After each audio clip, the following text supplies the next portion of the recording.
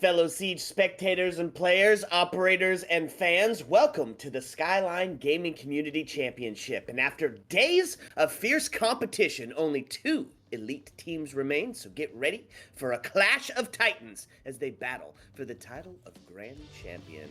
I am one of your tipsy tour guides, the Reverend Whiskey Glitter, and with me, as always, my partner and co-host, Mr. Whiskey Run. Say hello, Whiskey. Welcome, everyone, to the Skyline Gaming Weekly Series 7 Grand Final. We are finally here to witness who is going to take on this best-of-5 banger between these two teams. The Pub Stompers, who we have seen before, and OrgLess coming through and winning all the way to the Grand Final this week. Best of 5, my friend, and we're starting off on my personal favorite map, Chalet, tonight. The map lineup is insane and goes to show the depth of this this pub stack and this secondary kind of a pub stack, right? Relatively new roster together. So, I mean, precision, strategy, and adrenaline. Wait, this is the pinnacle of weekly Rainbow Six Siege. Let the grand finals commence. Chalet, Nighthaven, Consulate, Skyscraper. Yes, please to all of those. Let's go. And finishing off, I don't think I heard you say it, finishing on border, if required, my friend. Man, I don't know if we've ever had a better lineup in a series, like ever. For maps like this is going to have a little bit of all of it, and 3 maps that we're guaranteed to see are going to be outrageous. Chalet, which is at the pinnacle of verticality, then Nighthaven and new Consulate to break out some of those new rank strats that we're bringing out. I'm hoping to see some Tersh site play here on Consulate, like legitimately, and the full map extensions of Nighthaven. I honestly, Whiskey, this is going to be real fun, and I hope it goes the distance. I know I always say that I want all 5, but like legitimately, I would love to see every freaking map tonight and write down my new strats, get them ready to go. Oh, so, writing down the strats, yes. This is your favorite map. Let's hear the bands. See how well you know the Chalet map scene. I mean, Chalet, so we could see the Dokkaebi, Ying, or Flores, I think are the most likely, but I would go with Dokkaebi here. Oh, you said Flores at the last, and you were correct. Yep. Great at getting rid of that extension util, especially that deployable that sits at the top of blue for that Tersh site play. I like the pick. Who's going next? All right, now this time, it's a choice between Dokkaebi and Ying. Ying, maybe?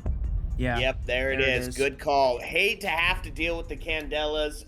4 of them to be exact. And man, they are disruptive. On the defensive side of it, you think we're going to sit standard? I don't know. The could be the new op, right? I didn't get to see how Pub Stompers was playing this new op, whether or not OrgLess wants to try and get him off the board. Yes, indeed. Man, you are on fire, my guy. End it off here on a strong 4th pick. Chalet, who has to go? Oh boy, for Chalet, I feel like Solus is probably the op, although it could be a close second with Valk, but there you go. There it is. It's going to be the Solus. Intel being the king here on Chalet. Great to spot it out on your drones, on your phones, the run out. Let's go. Okay, so Pub Stompers, OrgLess, it is a best of 5, so not expecting anything crazy to start off with, but not surprising to see the first floor site. Really, in North America, we have seen that first floor become the primary site, right? That's the meta in this case. And not surprising to see the Pub Stompers take that to start with. Yep, it's Bar Gaming on a classic setup, and if she's not banned, we're going to bring her out. Mira on the board is Porkins. Gonna try to get active in the closet area, and it went for a little bit of an off pick there, right? It's on the left side of that two walls set up instead of the right. It's interesting. You'll probably go see him put a mirror up on top onto the mez as well. Also, an early pick here is Kapkan on the board, kind of revealing their hand to some trap op work. Of course, if we've got the Kapkan to deal with, almost definitely. It's fun to see the Brava on board. Nothing we love seeing more than a reverse Kapkan. That's true. Or a reverse whatever, but Kapkan being one of the funniest. Yeah, it looks like a fairly large library hold here upstairs to start off with. Yeah, and necessary, right? Trap off the frost to stop that library vaulted from the windows. Azami to really dedicate some trench warfare to this 2F site, or to this 2F verticality play. But they've got plenty of things to deal with it on the defensive side of it, because this is a fun lineup, right? Flixer bringing himself onto the Grim, gonna get all of that intel, and you can just see already Zofia in and holding the angle, right? Talk about some patience, and potentially to get a kill there if they don't know that she's here. Look at this, down the stairs, ready for it. Is going to be Fire to take the first kill onto Donut. Headshot ringing out. Well, my Gonzo not going to be able to utilize any more of those discs. So that's one of those time-sensitive ones. I thought we were seeing, I thought Wamai was playing upstairs on mezzanine in a fairly safe location, but no. Apparently rotated himself downstairs to see if he could catch somebody through the basement here. Yep, down here, right in blue. And Kapkan holding that angle, but I don't think they knew that Fire has already walked himself upstairs here in West Main. Look, we're about to see this first contest. Zofia getting ready to put some action on the mezzanine area.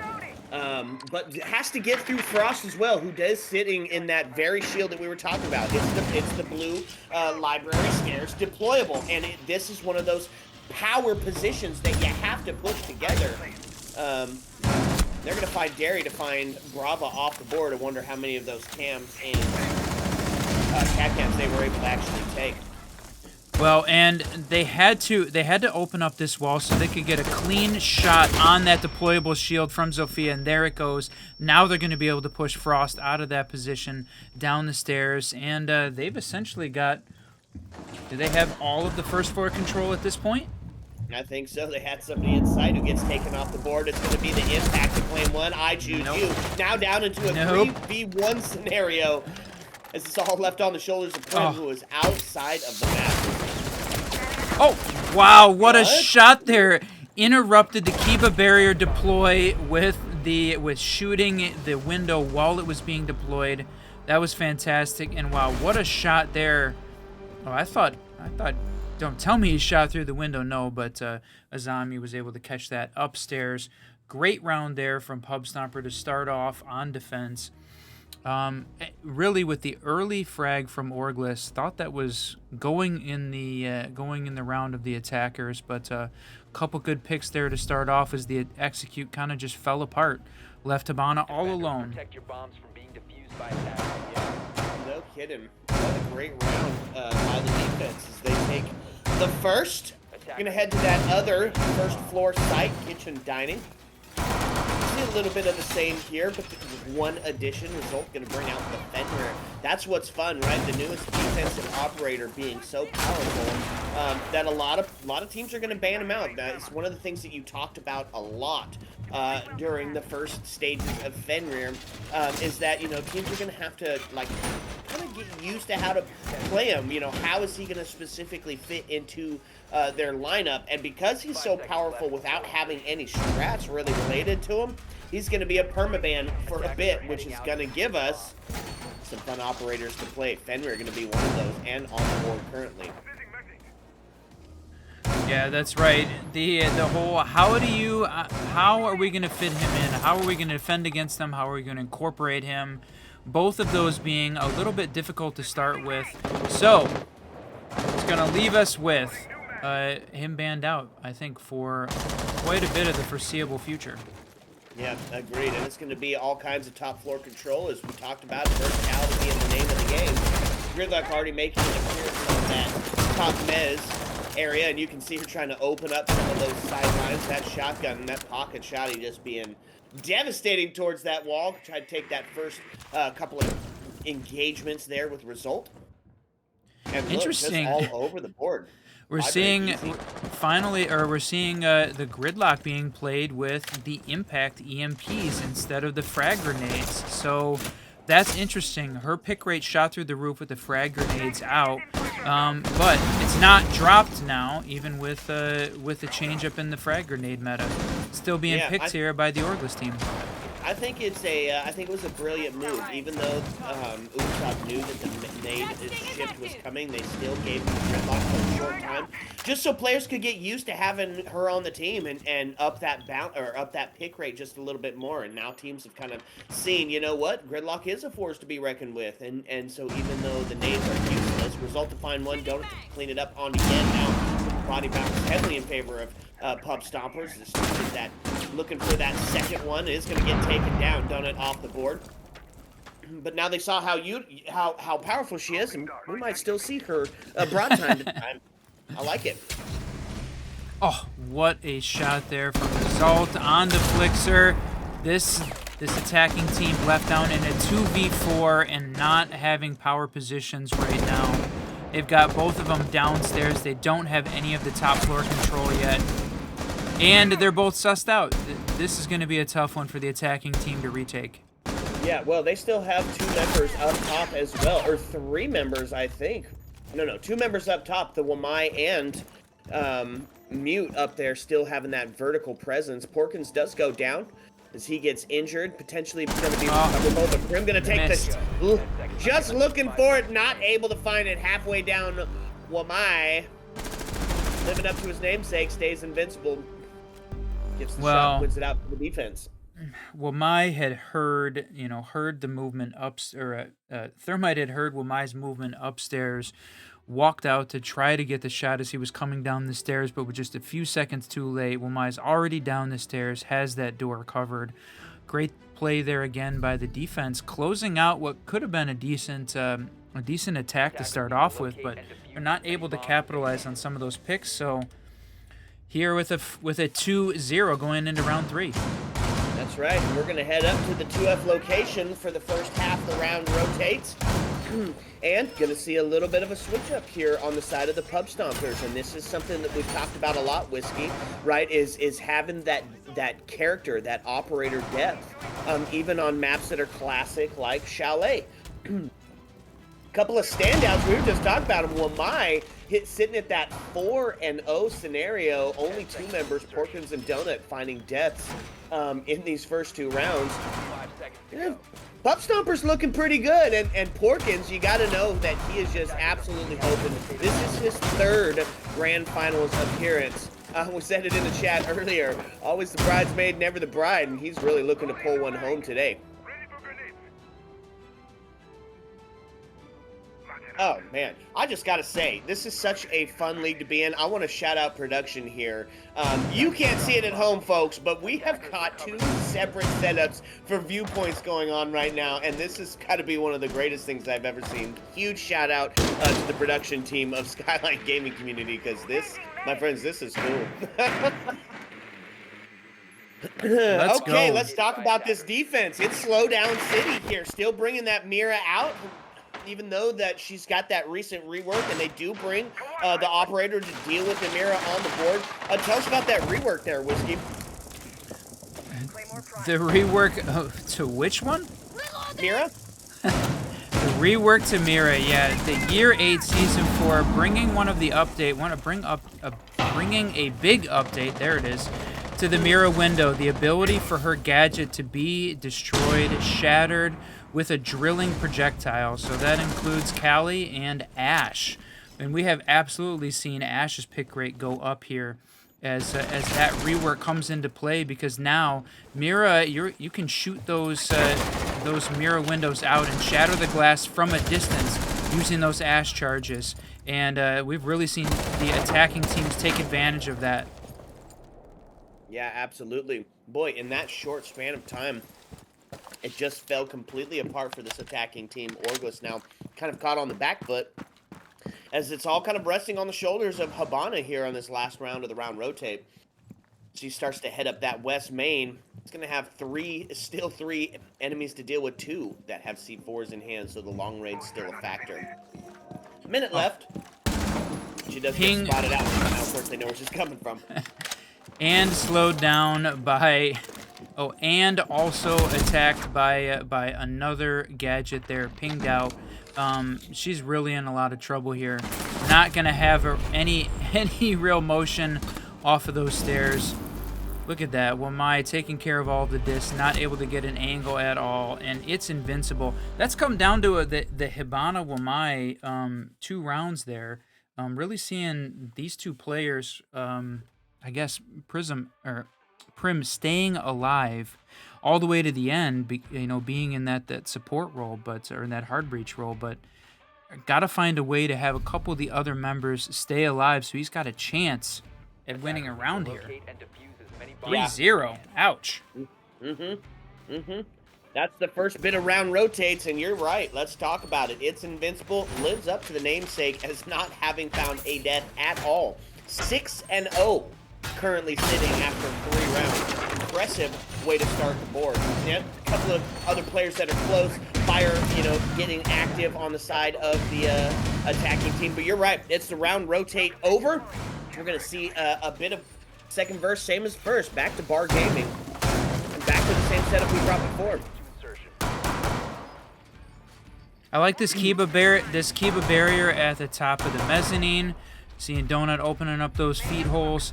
Got the frost mats out. We have seen the frost mats come in clutch a few times. And the OrgLess team is going to take a very similar attacking approach that we've seen on the other. Basically approaching the map from the complete opposite side and doing a east to west clear.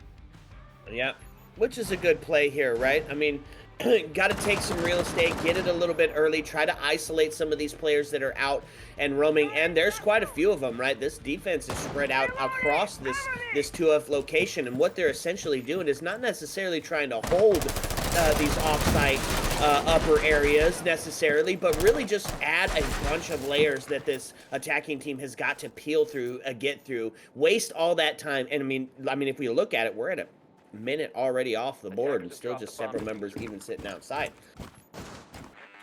Yeah, I like bringing the Twitch here. We were going to say that it seems like the attacking team has had difficulty clearing the utility of the defensive team here. You could use the Ash to open up those mirror windows. Using the Twitch as an alternative, great, but both of them shot out before they could get any real utility in place. That is really tough.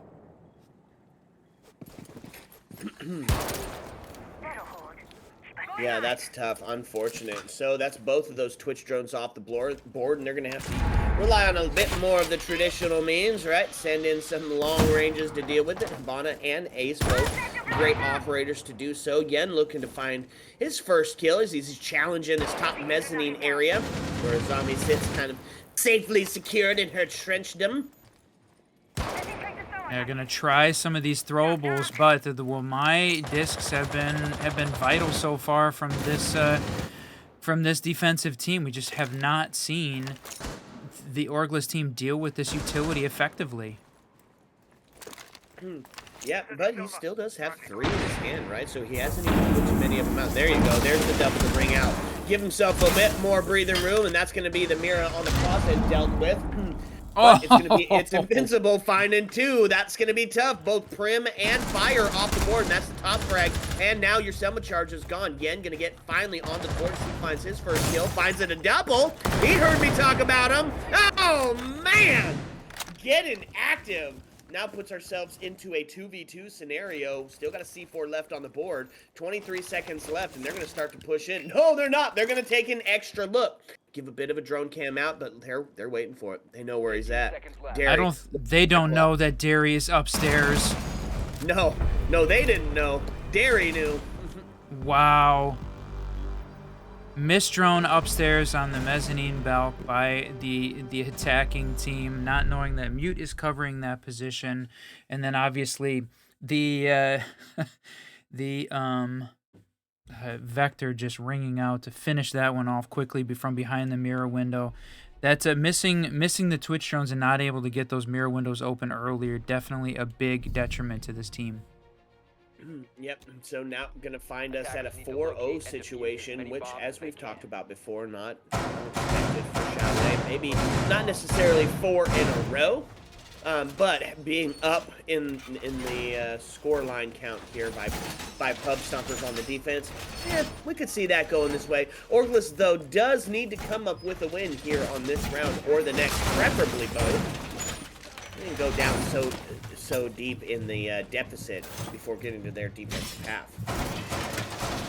Yeah, they really do not want to go down 6-0 to start the first map of a best of 5 off. That's not a mental situation they want to be dealing with. They've got to find a way to get themselves into position to win at least one here, my friend. Yep. Agreed. 1 to feel comfortable, 2 to hit your satisfactory quota amount. Defense going to bring out some fun operators to do so, and it just looks like some practice strats, right? Bar Gaming had its own set of operators. Kitchen Dining also bringing out its own set. And if we go back up to the 2F, I imagine we'll see the castle being brought out for that same similar strat. If it ain't broke, don't fix it. They're going to bring the same operators. On the attacking side of it, bit of a split here as we're going to see 2 of the hard breachers on the board. Looking to take that lobby double wall opened up and potentially some verticality as well. Osa set up and ready to start attacking that piano area. Mice got that impact out. Where is he looking at tossing it? It's at 7-1-3. He has had a hell of a game to start this map off. You know where he's looking to throw it. He hears those talent shields go down. He knows that Osa's going to be picking up. And what is the one thing that you can do against an Osa shield? Going to work every single time. Throw out a bit of that Pokeball with somebody, with the homie there to swing afterwards. And it's a I choose you in a really devastating way. They're going to get that lobby double opened up there. Oh, Porkins no, with the that's That was not the main double breach close to the door. They went for the hallway hard reinforced wall. I like it. I don't imagine it's probably going to stay that way. They're still going to need to open it up to get into sight. You don't want to be caught on the back foot here from 45. Lots of areas to push. There's going to be that. There's the main one opened up. It's going to be Fenrir finding a bit of damage. Oh, there it is. On the lurk. They caught him, though. Shima goes down as we find ourselves in a 4v3 situation. Still a minute left on the board. Yen knows he's got somebody downstairs with some sort of ping going on, and he's going to hold the angle and wait for the push. Is Capitao retrievable? He is outside. Yeah, he's retrievable. I think the problem is, I guess they still have 44 seconds left. They've got a little bit of time. Yep, they're going to go out and grab him. Good call, because they're going to need everything they've got here. Now we've got 30 seconds left and 4 defenders still alive with still some utility out on the board.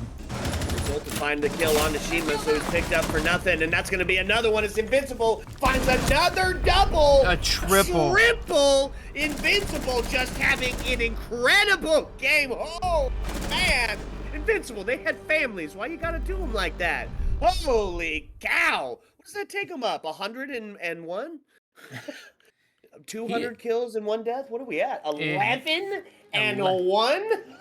Yes, 11, 1, and 3. Everyone can see at home.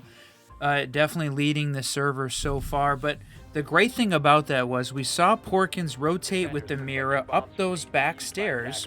And the defense was ready for it, right? They caught him on that attack. Ace was able to grab that kill just as he was walking up the stairs.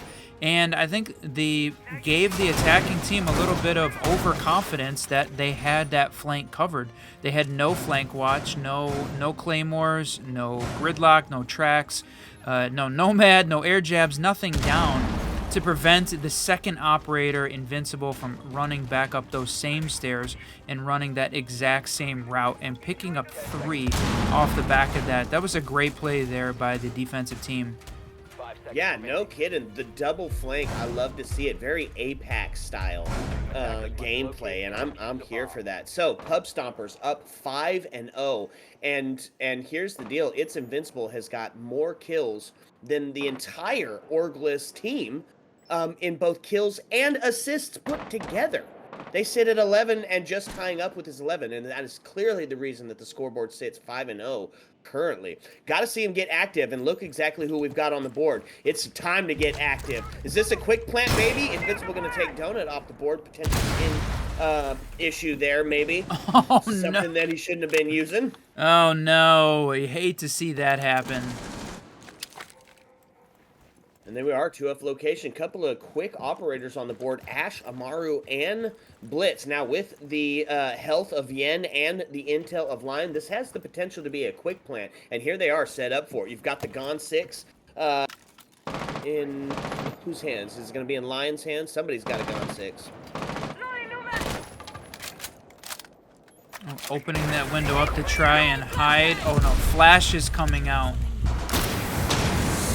There's the first kill. Hard to find one. Yen to find it. Derry gets the trade out now into a 1v3. And just like that, the quick moves of the attack team is going to find themselves potentially a dub here. Blitz getting the plant going down. It's all up to Porkins. No intel really to feed him any information. So he's going to take a swipe at nobody there. A little bit of giving away where he's at, and they're going to take the shot from the top. It's the shotgun, the drop, down another swing around. He is going to find Amaru on the board. It's that Vector ringing out. Still have to deal with this Shima on the Blitz, and that's going to put yourself into a tough spot, especially as he's starting to get active. Here he comes, a Predator ready to attack, a cat ready to pounce upon its meal should he peek his head. Well, and It's they've a 2v1. got... Gotta have 7. No way! No. How did he pull that off? You have got to be kidding me. Ash is swinging in? No way. Oh, Porkins. He doesn't have enough time. You should have stuck it. My guy, you should have stuck it, and that round was yours. Oh, a bit of an empty frag and a lost round because of it. Devastating there from the Pub Stompers to lose that one because they were so close to having the perfect 6-0, and Porkins got the kill and the perfect flank again. Blitz had absolutely no idea. I can't believe he didn't hear on the rotate. Yeah, so that's going to be OrgLess picking up their first dub, and it was an important one. And it looked good, right? A little bit of that late round or late match adaptability as they pulled out the quick guns, right? If the slow, methodical approach was not working, well, you get your fastest operators, you get right into sight, you punch them square in the mouth, and that's exactly what OrgLess did to get their first dub. And now, it's the op swap. We're going to find out if OrgLess has got that same tenacity on the defense here for Chalet that Pub Stompers was bringing, or is it going to be Aggro City? As they try to seal this one up, 2 away from putting this bad boy to bed. Let's talk about this defense, Whiskey.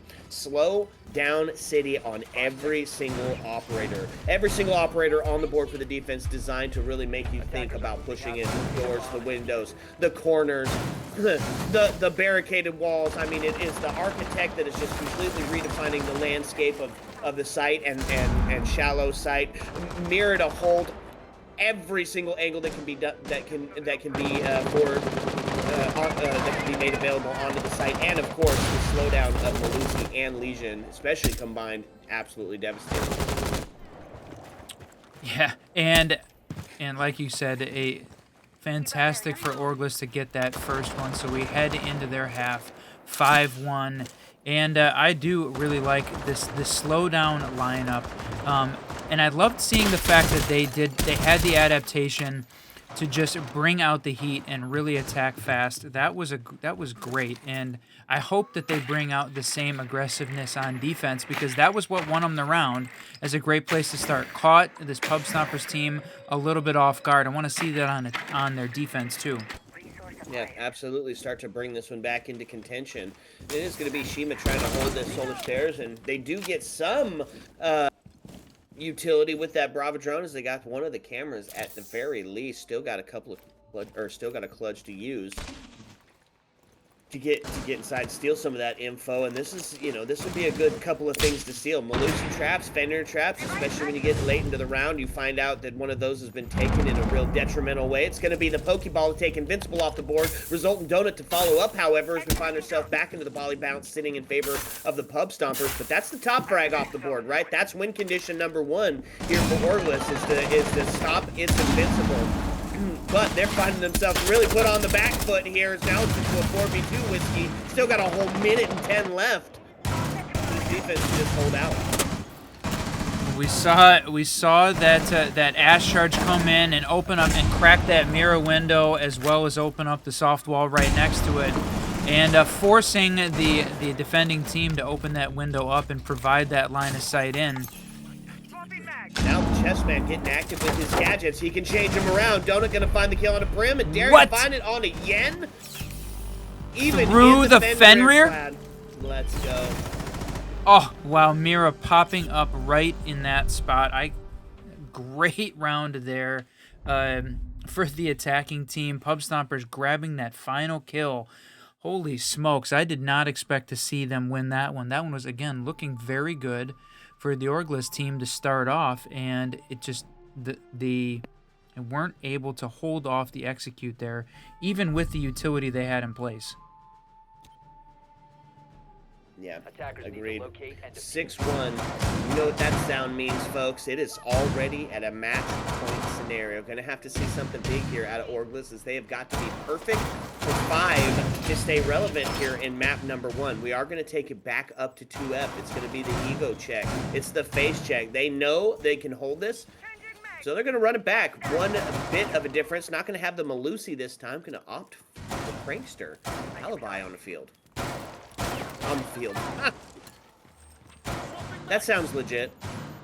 That's right. 10 seconds You're gonna left see before Fenrir try and get his gadget in the floor there. We do see that occasionally. Yeah, that's deliciously toxic.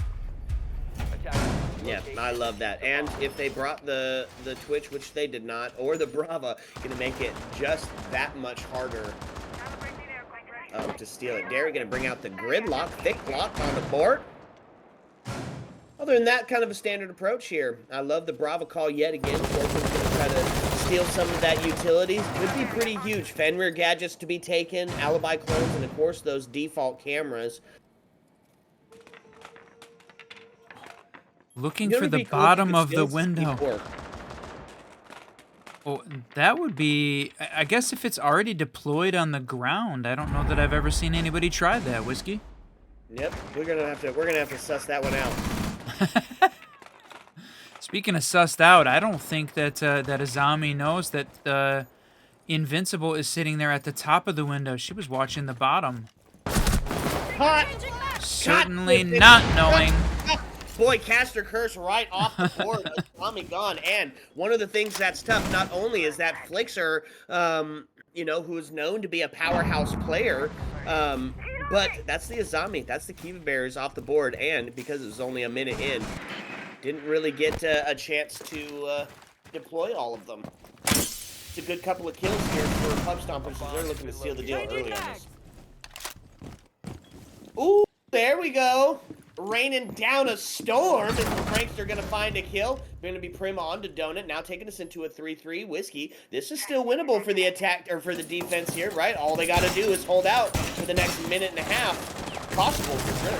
Absolutely. My tracks sting more than a box still. Now, and they already have gotten It's Invincible off the board as well. A couple of gunners on the other side, 5, 6, and 7 kills apiece. They definitely sit up in that KD area against who is left on the defense. 59 seconds, Whiskey. Let's go. Look at this alibi coming through the basement. Are we going to see another Chalet rotate? Oh, I was going to say, did he catch that the camera was stolen by Brava? Yes, he does. So now, definitely known. And Yen goes down. This is looking tough. Yep, still 40 seconds left. Got to find one on the side. Oh, they did find one. That's a huge kill as they sit now 2-2 apiece, unless, of course, Mira can get picked up. But, and I don't know, it'd be a risky situation. Gonna take it around the back. Prim now on the triple kill. Putting himself into a 1v1 situation. If he can get to Mira, this will be absolutely huge. What? No! Hey, the freaking one tap. Oh! The disrespect shown on that last round 7. One in a dramatic showing by the Pub Stompers, and Porkins looking to finally try to claim a grand final title here in Skyline, getting active, but it's invincible. 13-4, the clear standout with 6 assists. The man was all over the board with Whew, what was that one? Was what 7-1? Did we see it? one. Did we see a 7-1 to start? Yeah, that feels pretty good if you're on the side of the pub stompers. OrgLess gonna have to get active when we come back, and when we do, it's gonna be map number 2. Sit back, relax, fill your drink up to the tippy top. Ew! Let's go.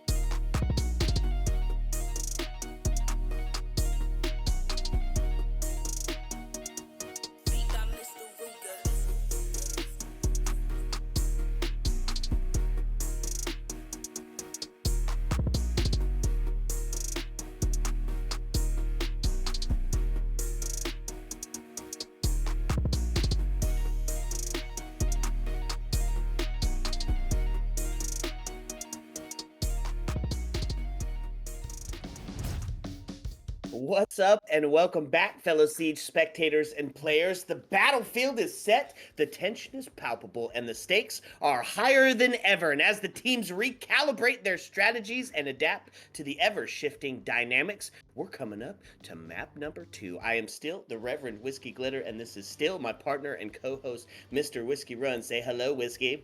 Welcome everyone back to the Skyline Gaming Community Grand Finals here, Weekly Series 7, getting to see the Pub Stompers versus OrgLess. And if you missed the first map, we just saw Chalet and saw the Pub Stompers put on a show. 7-1 victory to start this best of 5 off. We're heading to map 2, and that is Nighthaven. Yeah, let's go. I can't even believe it. Guaranteed to see Nighthaven, guaranteed to see Consulate, Skyscraper, and Border should the need arise. But for that need to arise, OrgLess gonna have to show up this time. 7-1. It was a dramatic showing by Pub Stompers as they started out with a bang. It's going to be OrgLess on defense here on Nighthaven. Notoriously defensive-sided in what we've seen so far of the comp setting. And I'm hoping that we see some of those full map extensions. But I mean, with of course the mechanical skill to back it up, because you can't be off site 2F when you're playing basement if you don't got the gun skill to back it up. That is true. And I wonder whether or not we're going to see the new op ban, because that definitely makes quite a bit of difference in how this is going to play out. I feel like we saw him banned on the first map on Chalet. I think likely to see that in this case as well. Yeah, probably, as they're still trying to adapt. But attack-wise, who do you think? You think it's going to be Dokkaebi? This is a large map, and going to be heavy on the roam game. Oh! Porkins, you are not playing Brava again. Gonna take her off the board. That's sad, because we definitely love the intel stealing, electronic stealing game from Brava here on the Siege double shot. So, who's next? I think Dokkaebi an option, but maybe more likely Ying? Ooh, another target ban? OrgLess did play quite a bit of Osa there on Chalet. Don't know that that Nighthaven has got that same level, but certainly the second floor site definitely has a lot of Osa play. So I guess that is not surprising to see her gone as well. Yeah, a couple of interesting picks to start us out. Pub Stompers going to ban Solus as we head next, and it's of course a huge operator for Nighthaven. So much potential for the run out, and with her gadget being able to see so far, I mean the turf site play from underneath is going to be absolutely huge. I like the pick. Now, do we see the new operator off the board, or are they going to get that Fenrir who was prevalent in the last map? I was wondering whether or not we were going to see OrgLess was starting on defense, so they had the best opportunity to continue to play him. And you know, if they were going to use him, they'd at least have him for those first 6 rounds. But if they're not confident, haven't figured out how to integrate into the strategy yet, good call to take him off the board. But it does leave Mira, Valkyrie, Fenrir out and available. Yeah, and of course, the ever-present and always daunting Azami as well. Attackers need to locate and defuse as many bombs as they can. Okay, folks, let's get into it. It's going to be basement site for the primary. Down there in that XO area. And to start us out, OrgLess going to bring out a bit of that slowdown. Fenrir going to stay prevalent. Here's a fun pick, though. The Vector of Goyo, I believe, unless he brought out, of course, that sniper shotty. That's really going to do a lot to deter this enemy team from walking in. Doubled up on both sides of the breach. Are they gonna leave it soft and rely on the Mira as that long angle, or no? There we go. Cade coming up to I was wondering, yeah, it was a good question, right? Was it going to hold it like at the garage in Chalet, where you leave the basement walls open and hold with the Mira? But no, they are going to opt for reinforcing in here. Flicks are coming over with the Cade. Yes, going to reinforce that one as well. Yep. So only 2 members of the defense actually playing down and inside currently, both the Mira and the Cade. The rest of this defense spread out, ready to take those engagements. So potential for those double flanks that we were watching earlier. I think it's going to be the IGL might take a note of that and just immediately push for a site direct take. They are going to open it up. Both Thatcher and Ace getting active here. Porkins on the Doka B with the DMR in his hand. Absolutely devastating in the hands of the right person. Oh, wow. Double. They've got both sides of the main breach double open, and Buck opening up some sight lines upstairs. And yes, no. Yes, no, maybe so. Gonna grab Goyo off. What a shot. I mean, that's shooting down from 2F. Buck is upstairs in IT. Wow. Wow, just multi-level devastation. The Skeleton Key able to open up from the difference. Porkin's going to find one kill, and that's going to take the cameras now as they're really starting to just open up this entire site, putting this defense into a real fish in a barrel situation. But Prim, not to be outdone, he's going to rotate out of there, hoping to save his life. Oh, no! Not going to be the case. His Donut is there to take the refrag onto Prim. Now put us into a 4v2. And, yowza. Okay, Yen to find one as the quick double tap rings out to claim. I'm not sure who he took off the board. Was that Result? Yes. Either way, it's into a 3v2 now. Still winnable here by the defense as the time starts to tick down. Flixer puts himself into a little bit better of a location. Should they try to push those back stairs, relying on the long angle of that sniper shotty, but it's a low health versus full health scenario here. Both Mira and Cade under that half HP mark and now spotted out on the drone. Yeah, they've got, and Thatcher is in position here, ready to put the defuse down. There, He did it the wrong way. he shot the C4 out. Cade. But he's going to pay the price as he gets taken off the board. Doe could be the next to fall. And here we go. This just got interesting. OrgLess pulls it back into the man advantage in their favor, and it's fire ringing out. You're going to have to push him from one side, and it ain't going to feel good as that's where the diffuser sits. 12 seconds, got to go for the kill. And I think we're into a too little too late situation, potentially. 1v1, 6 seconds left. He's got to swing it. All he's got to do is hide in the back and not take any shots. There we go. Flixer takes Donut off the board with that sniper shotty, and that's going to be one in the favor of the defense. So OrgLess takes it to a 1v1 to start us out. Wow. That felt much better than some of the rounds that we had seen on Chalet from the OrgLess team. Put together a good hold there.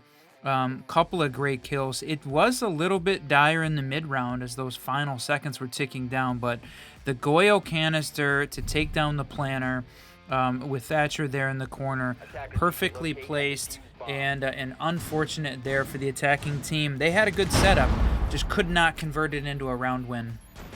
Yep, absolutely. So the defense gonna take it back up, or not back up, gonna take it two for the very first time. The debut of 2F here on map number 1.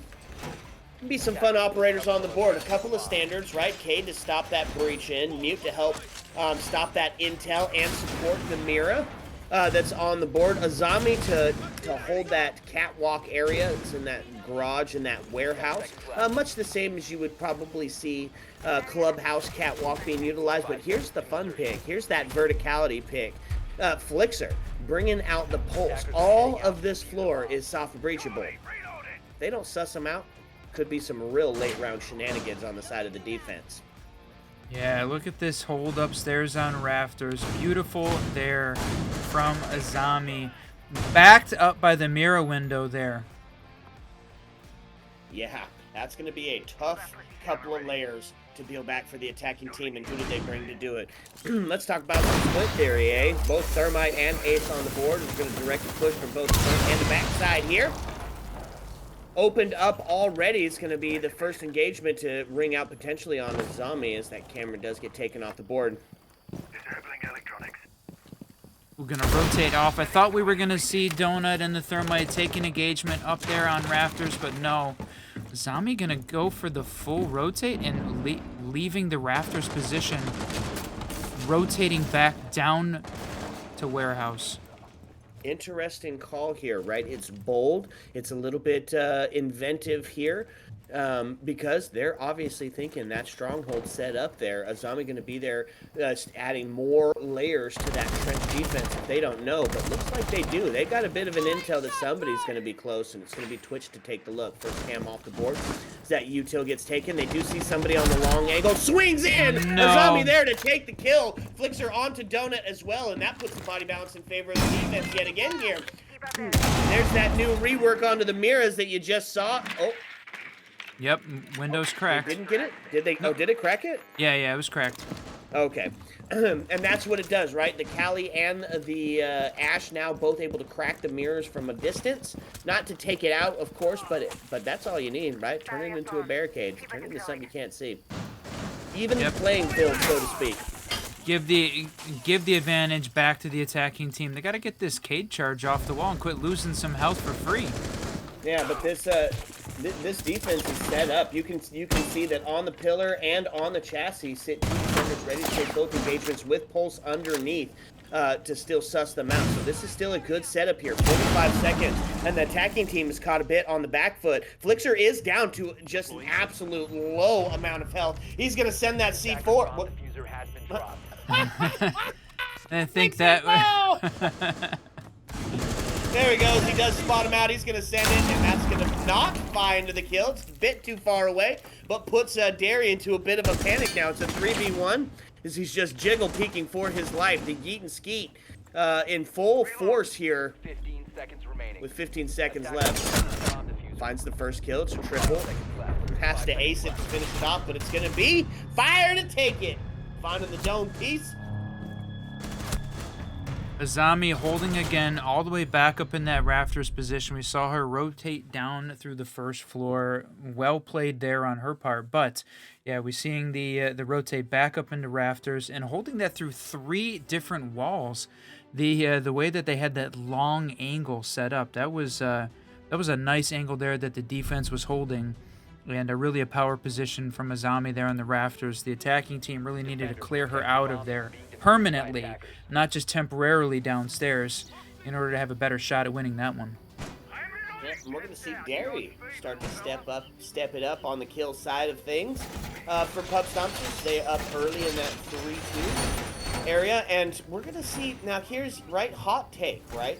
Depending on which Tersh site you're going to pick on first floor, kind of depends on what play style you're bringing to the table. They opt for the kitchen dining, or the kitchen bomb site. What do you think of this? Are you a fan, or are you a control man?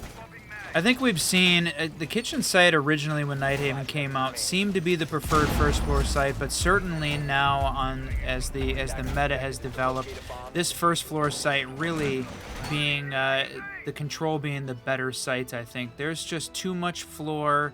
You've got the hatch outside, and you've got the whole floor above the B site there, just available for the attacking team to rain down some vertical destruction. I think control's the better site, but it is all down to playstyle. Who is going to be the team that can play it better? Well, here's what I already love to see on the board for the defense. They have completely switched up the lineup. For this Tersh site play, right? We've got a dedicated trap ops with the Legion, the Thorn, and the Goyle coming out. Doc for that health, he's got the stims, and whether you're 1-5 or 99, he will bring you right back up to a full health, and it's going to be Flixer getting ready to take that. First shot just misses. Unfortunate. Going for the one taps on the jiggle peak here on the back side of the wall. And that mobile intel of Mozzie as well. Interesting call. He does get droned out there. That's a great angle there that Thorn was holding using the open side of the wall. I don't think I've seen that happen, but does he know that Ash is walking forward? No, not indeed. Nice shot there from Donut. No call out on the cam. Potentially the teammate would have been able to have that cam covered. Great job there by the attacking team. Yep, it's going to be Yen to find a kill as well as the P90 going to start to ring out in an active way. Prim to find it on the result. Giving the body balance heavily in favor of nobody as Porkins evens that up onto Prim. The refrag there as we sit in a 3-3, minute and 18 left on the board.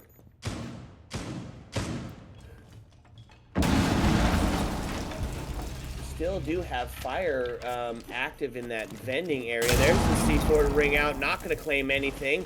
A little bit of damage done, of course. Sitting in a 3-2 now, but it's a minute left on the board. Gonna have to get active. Donut starting to push in. He's going to take this first contest here. Does he know? No, he looks up top, and he pays the prize for it. It's the P10. Going to find his dome piece now into a 2v2. Still no C4s, no impacts on the board. And a grenade going to say, uh-oh. Been there, done that. That's right. That's a real whiskey glitter move there. Unfortunate as he wastes one. Does a bit of distraction. He's looking down towards the stair. Porkins, maybe not knowing that somebody's still sitting up on that vending area. He's going to try to push in from the backside. Takes the shots up top. Not going to find anything as the Legion goo goes into his shoulders here. The tap. The P10 finding one. It gets traded back. Now into a 1v1. Whiskey, it's 17 seconds left. Stompers trying to find their first. And that is going to be tough as he gets locked out of sight by his own Goyle canister, and he's going to get a free plant here. Goyle rushing in. It's going to take the shot. Gets him down. What a move. And he's going to show a little bit of toxicity here as he's able to clutch up that round. The big no-no. Oh, no. Oh, I thought... Deliciously toxic as he uses the Goyle canister to finish it off after the no-no goes out, and that's going to be 3 in favor of the defense as OrgLess starting to come alive here on map number 2. Oh, deliciously toxic indeed. What a round there. Great shot on the retake coming in from out of sight there, and OrgLess going up 3-0 to start. Boy, I don't know. We were a little worried that the mental was going to be a little bit chalked, losing 7-1 on Chalet, right? And OrgLess showing a tremendous amount of resilience to come back and take it 3-0 and really, you know, approaching each site in a different way. Great hold so far from all of the ops that they've chosen, and we're seeing them play different ops, different play styles. So this is looking really good for the defense here on Nighthaven. Yeah, Chalet, a bit of a sleeper map for OrgLess. They didn't, you know, pull out anything. Maybe not wanting to give it away, but you're right. The adaptability by this defense is showing different operators, even when going back to the same site. Right, we're back down in this XO area and this tank area, and it is new operators again. Both Valkyrie and Echo being brought onto the board, so still being super intel heavy. Some C4s to back up that intel, and the BP on Legion as well, right? So, I mean, I love the adaptability. I love the strat rework. I love the keeping the pub stompers on their toes. And you know what? It's working. But on the side of the attacking team, going to see a bit of a switch up as well. Going to see a bunch of operators dedicated to sussing out that roam game with both Jackal and Dokkaebi on the board. To try and suss out who's all up top. They're going to get that first opened up. It's going to start to see this first battle. Oh, no. That's tough. That's tough. Now, they did get the wall open, of course, so not like a huge loss, except for that the body balance goes down in a round that you're already losing. That is unfortunate. Now, as the body count sits in favor of OrgLess.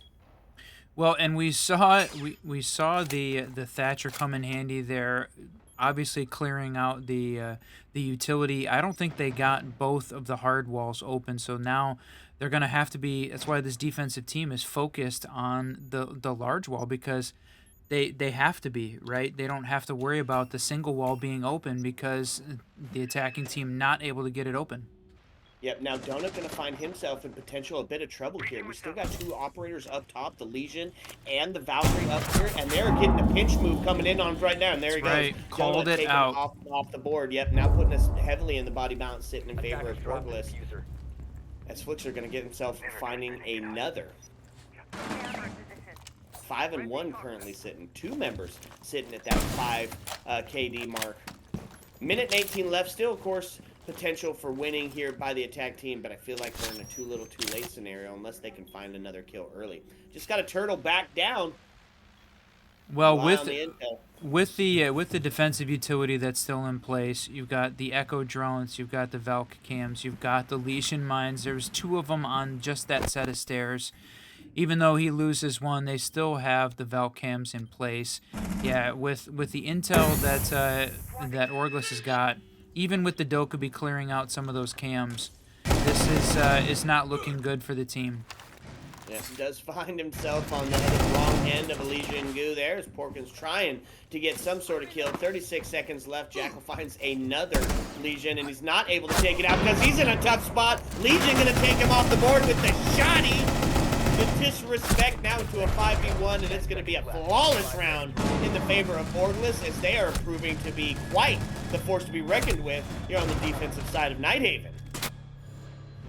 What a great use of the combination of traps and intel, right? On keeping the hard breach closed was a great place to start, but then following it up with great traps and intel utility all over the place to make sure that they were funneling the attackers through that trap utility. I think we saw quite a few of those Legion Goos get hit there by the attacking team as they tried to make their way down. Yeah, and that is just going to add to that mental chalk in the 1v5 situation. Now, not only are you trying to find a kill to equalize that body count, but now you're on the slowdown city of Elysian Goo, and if you hit another, going to get some impact damage along with it. Great use by Legion. Big fan of the rework. Big fan of the Legion on Nighthaven. What a fun strap. They're going to switch it up again, Whiskey. I am a fan. OrgLess is like really making me happy here as they now switch it up again. And they're going to bring out more of that site or that map reconstruction, both Castle and Azami out. Still going to rely on some intels. Valkyrie going to be put on the board to help support that Mira. And, of course, your standard for the breach. Man, I love it. I love it. Pup Stomper's going to need to get inventive here to combat the ever-changing strategy of OrgLess. That's right. And the other thing that we're going to need to see, I think, is we need to see It's Invincible really step up the game, right? Him and Porkins being a huge influence there on the first map, but being held to just 4 kills collectively. Still not, we're only in round 4 at this point, but between the two top frags on the last game, it's not enough. You said it. Needed to get him invincible, and he just pushes right up the stairs, punches Azami in the face, and evens up that body count. Almost finds him a double there as he sits behind the Kiva barrier. Oh, downstairs! Valkyrie getting a ton of damage, but able to find the kill! Oh, man. Elixir.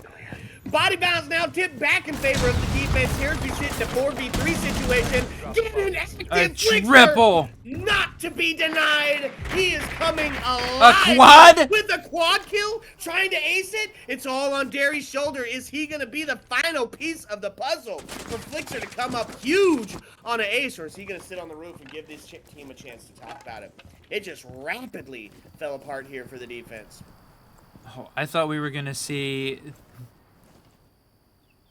Valkyrie's in a bad spot here to go for the ace. The leg's going to be completely visible before he's going to be able to get a good shot. Oh, look at that! There it is. He is going to get taken off the board. L85 to claim his life. Is Derry going to pad the KD just a bit? Still got a minute left, but this is a tough hill to climb. Especially with 2 C4s on the board to do some long-distance explosive fun. And defense not going to pad that KD anymore. They are holding in the spots maybe a little bit. No, look at that. A late round castle barricade into electrical there. And they're going to start sealing down the site. Not going to take any chances. Want to go up on that 5-0 scenario. That's and really right. And the similar beatdown that they received in map number 1. Yeah, no, not holding back at all. Not going to throw bodies at this. They're going to make sure that that they absolutely get the win.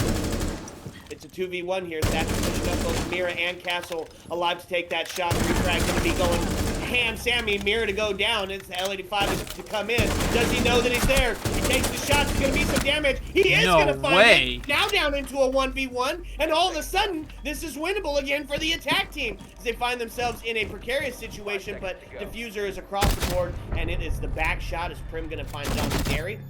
That's going to be an easy dub there for the defense. Yeah, let him walk into sight. I don't know why I said easy. That wasn't an easy dub at all, right? I mean, it was sitting up in the body bounce to push in and takes it down to a 1v1. It was still a bit of a showdown, but Flixer, 9-2.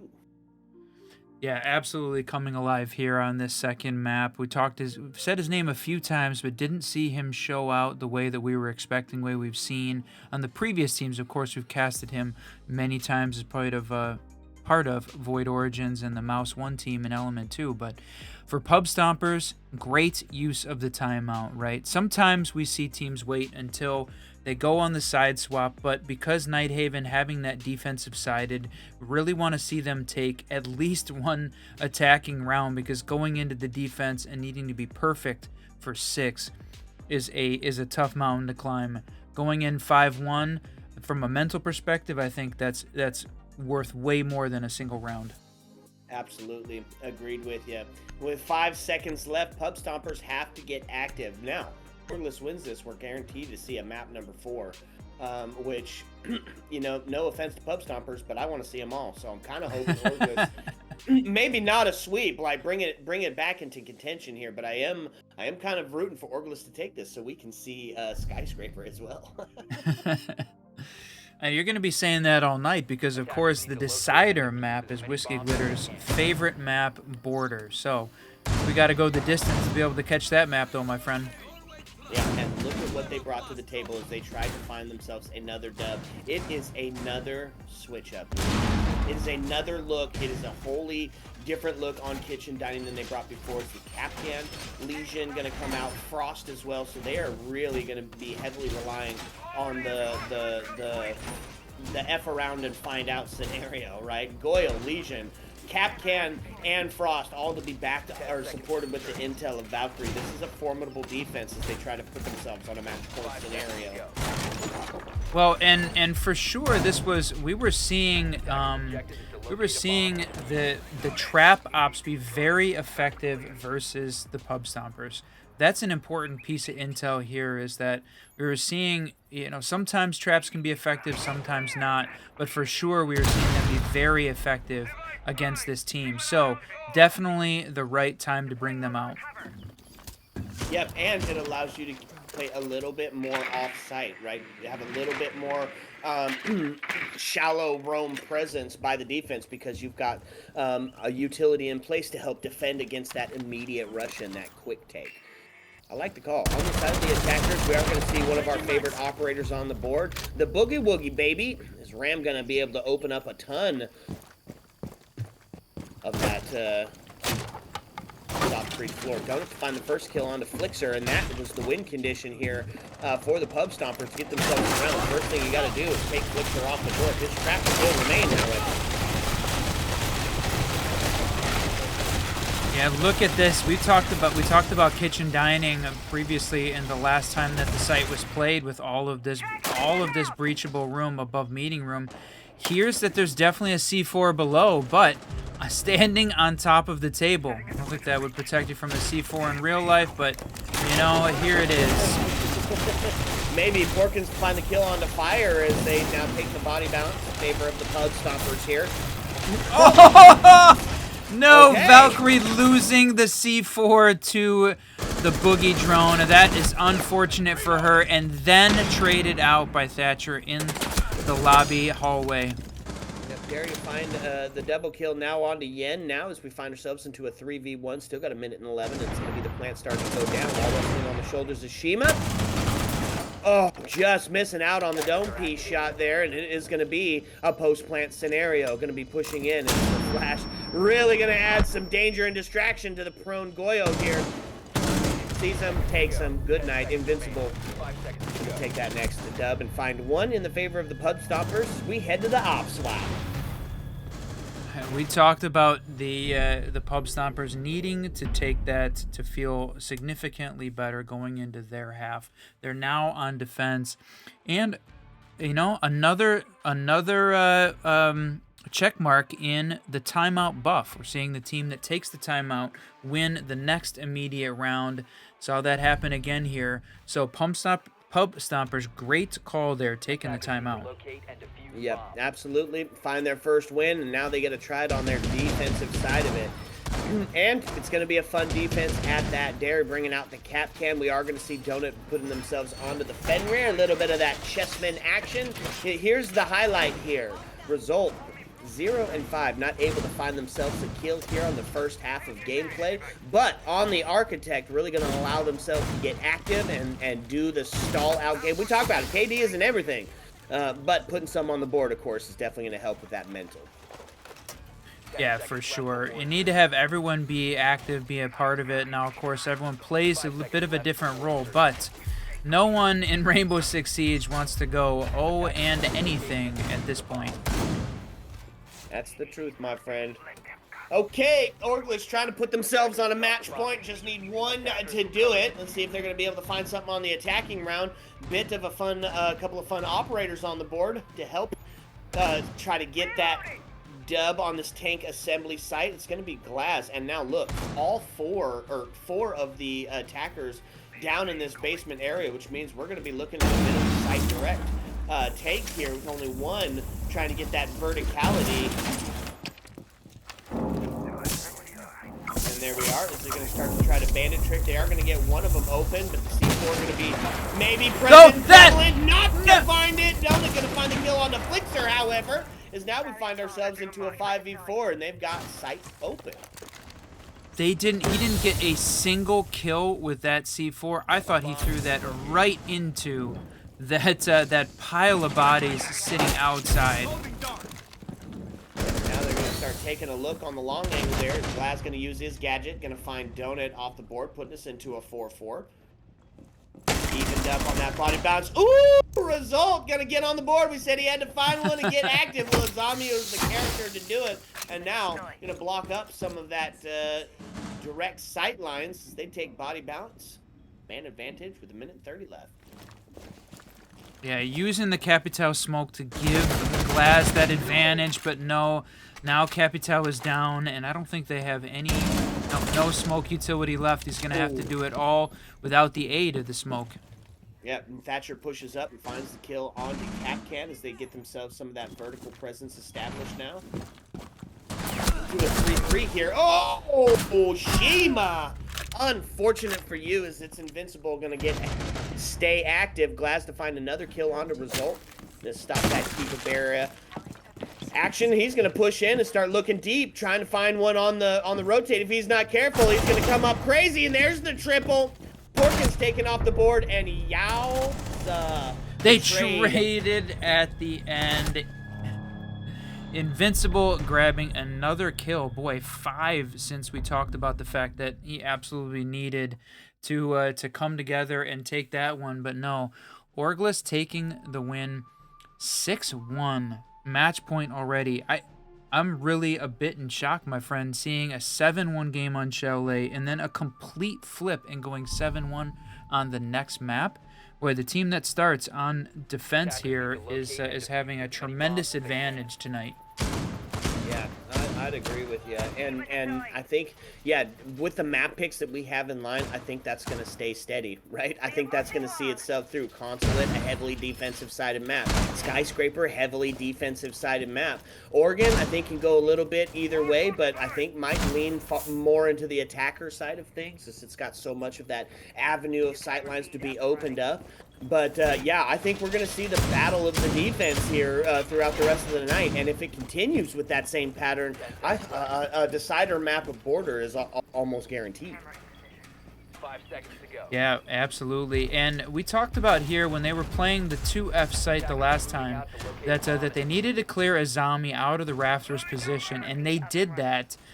We saw them clear the Azami out of the rafters position quickly, but was quickly traded out from Valkyrie from below. So now we're seeing Pub Stompers with the Doc playing upstairs in rafters. Located by attackers.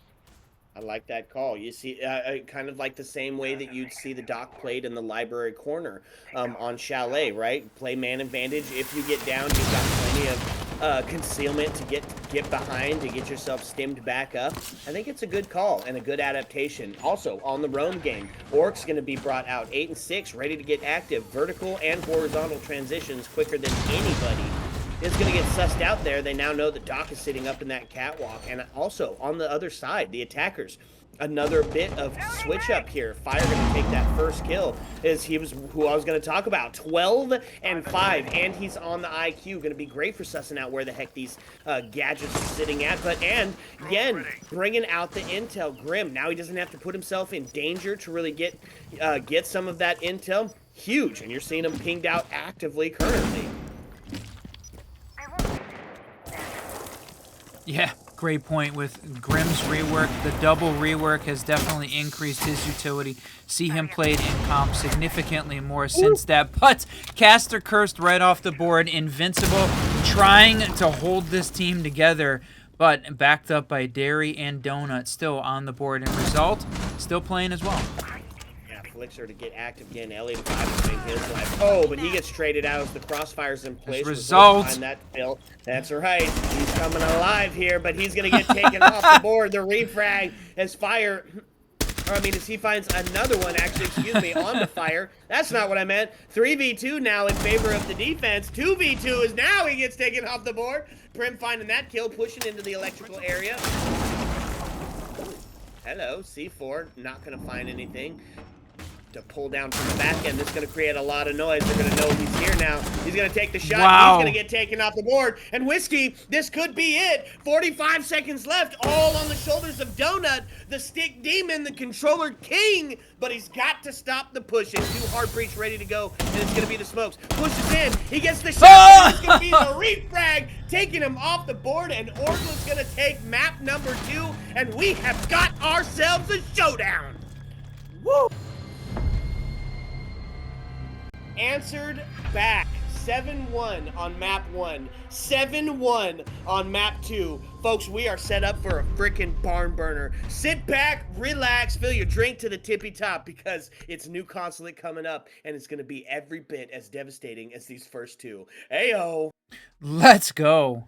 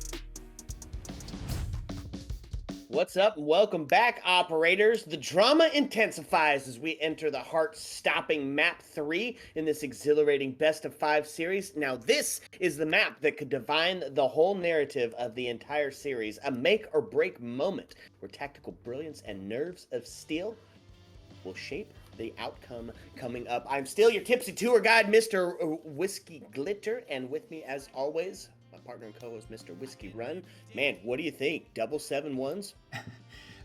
Well, what I think is completely unexpected. We saw the Pub Stompers come in and take Chalet 7-1, absolutely wild, and felt like they were really showing up here for this grand final. And OrgLess was struggling until we walked ourselves into Nighthaven Labs and saw OrgLess absolutely be devastating and come back and win that one 7-1. Back-to-back 7-1s, but flipped on the side, that almost never happens. I definitely want to find the stat on that, the reverse sweep on the map, not on the side swap. That was amazing to see that. So we're going to Consulate here for map 3. That's right, new Consulate, reworked and all devastating. It's tight corners, it's cheeky rat spots, and it is full map rotations and extensions. Probably a lot like what you saw for Nighthaven. Now, here's the question. It was 7-1 on both of the first two maps. Is this a map that's a little bit deeper into the map pool and we could see a bit more of that even setup? Or are we going to continue the pattern? Is it going to stay 7-1s across the board? That is a great question. What we saw, one of the important things was both of those maps, the team that started on defense took a 5-1 half in both games. So it appears that starting on defense, pretty definitive factor here on two different maps. So Pub Stompers starting on defense, this feels pretty good for them, and they're going to get to do it on Skyscraper next as well. Yeah, Bill could be off the board. Easy call. Well, OrgLess going to stick with that target ban. Porkins not going to be able to utilize that Bravo to steal the information. And that's a pretty good set of picks here for the attacking team. Now, come on, give us the new operator. Stop banning him. We want to see him played. You suck.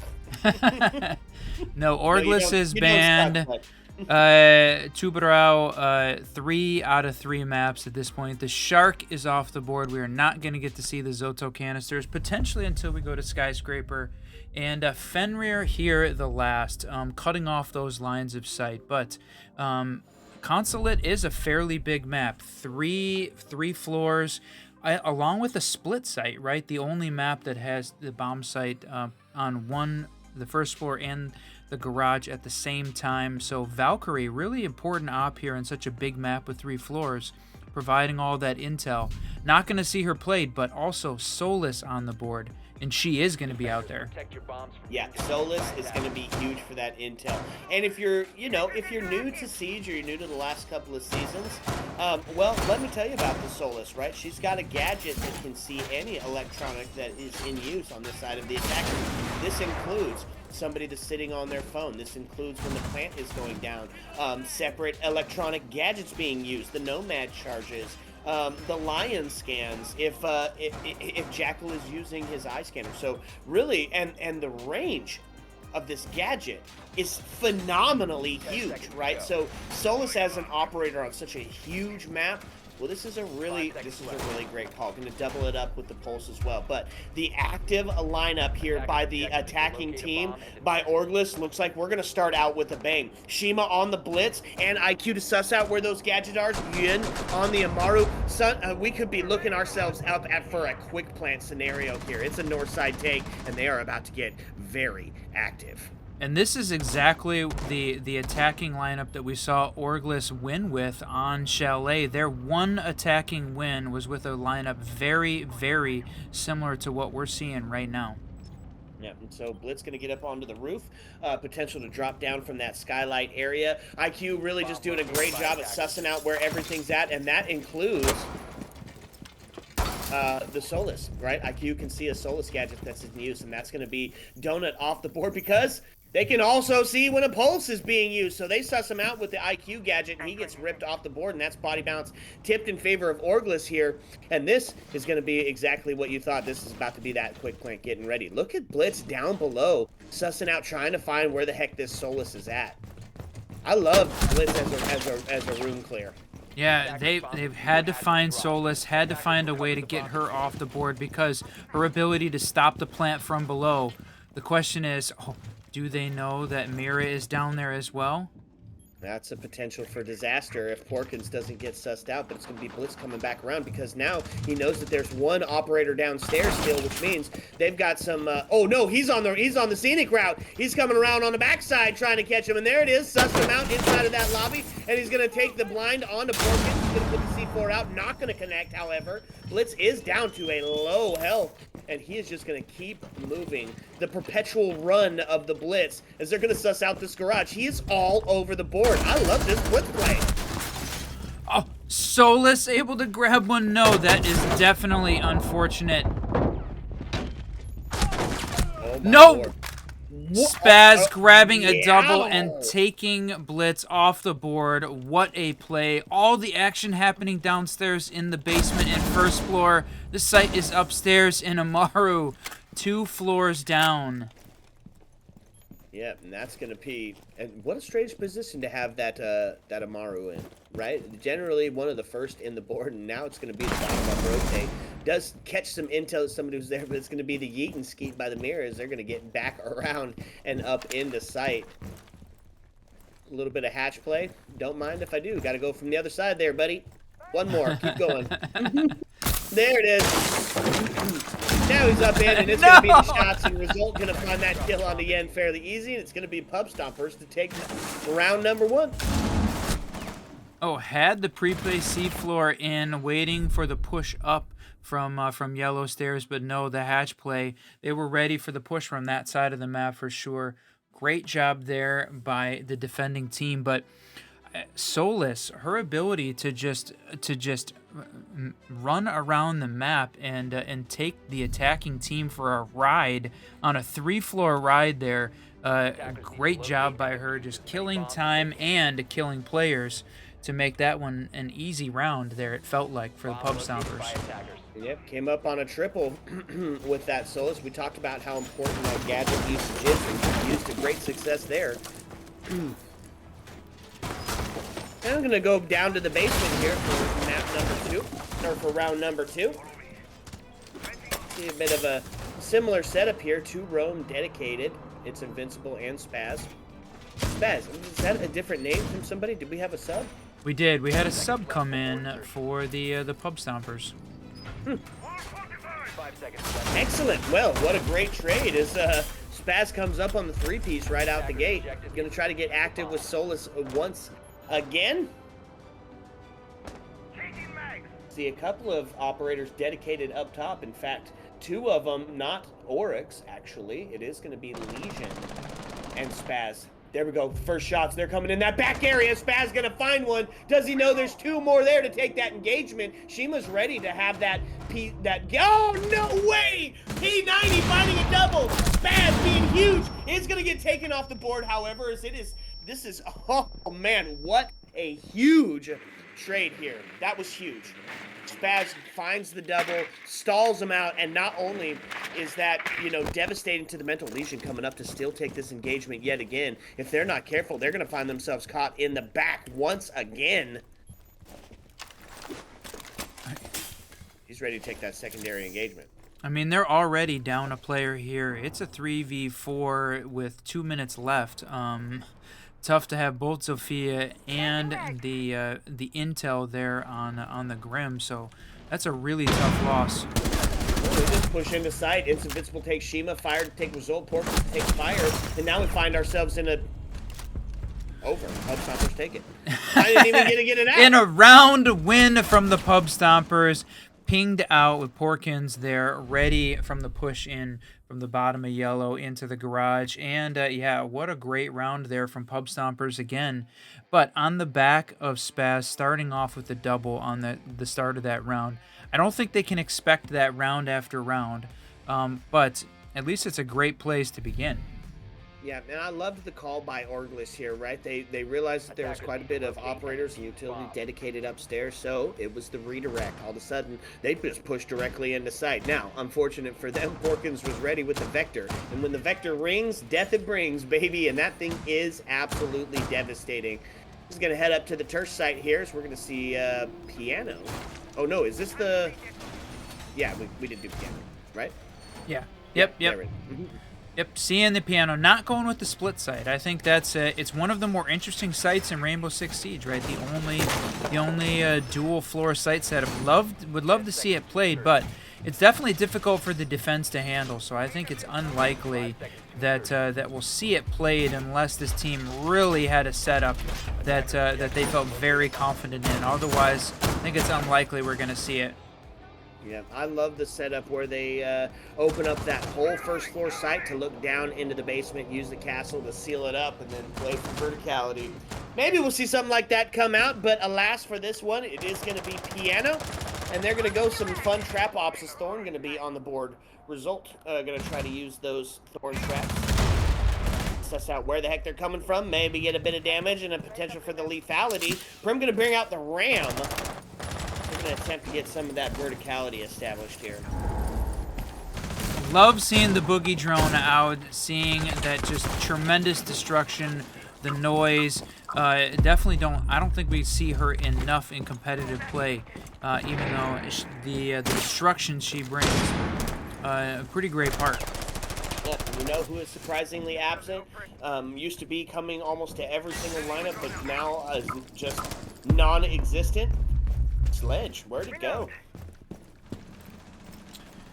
Well, when you've got so many different attacking operators that can bring the frag grenades, but on this lineup nobody is, I think that that Ram taking the place of some of that vertical, Spaz, no way. Jeez, oh my lord. Gonna try and find himself another. The silence gun just being a menace. It's the shots from long distance as they've got him kind of put into a corner here, but he's got reinforcements on the way. Buddy's here to send some help in the flashes. He's gonna find a triple now. They can't stop this guy as he sits 8-2 within the first 3 rounds of gameplay. Looking to catch himself a quad piece, and they're gonna push him. He has the potential to ace if he can come up on the dome shot. Finds another. No, he doesn't get the down. Oh, unfortunate. No, yeah. Last thing. Well, unfortunate for him, not for the others. Porkins to find one on the Prim, and Ace is going to be denied, but he is going to find himself dead to the hands of Sheila. Yep. The Mira playing over on the other side there. Ash going to clear it off, but no, it's Invincible going to finish it off from behind the desk in reception. They obviously knew where the player was, playing that exact same position that Solus was. A bit of a power play there with everyone pushing from the admin side. Yeah, thought to get themselves a bit of a advantage in isolating these players, but here's the thing: when you isolate, you got to swing it together. Spaz just coming up, unafraid to take those gunfights, play life, and ended up with another 3-piece. 8-3. It's a good time to take a timeout by OrgLess. And folks, if you're new to the competitive scene of Siege here, we talked a little bit about it, but timeouts are used just the way you'd see it used in any other sport, right? You talk about what you've got going on the board, what's going wrong, what is the enemy team bringing to the table that is being so effective, and then maybe try to stop some of that momentum, put a little ice in the veins, and slow them down. Really got to take a look at Spaz, 8-3. You got to find a way to take him off the board, and I think it's going to be sending 2 or 3 players at one time. Yeah, seeing Spaz coming in for Derry. I know we said it earlier. Derry hopping out with Spaz, hopping in here to take that spot. And wow, what a trade out! Not just 8 kills, right, but 8, 3, and 4 assists as well. Really. Carrying the pub stompers right now, and of course they can do it. They could do it with Derry in lineup with the 7-1 on Chalet, but definitely making his presence known here on this round on Consulate. Yeah, no kidding. Sheesh.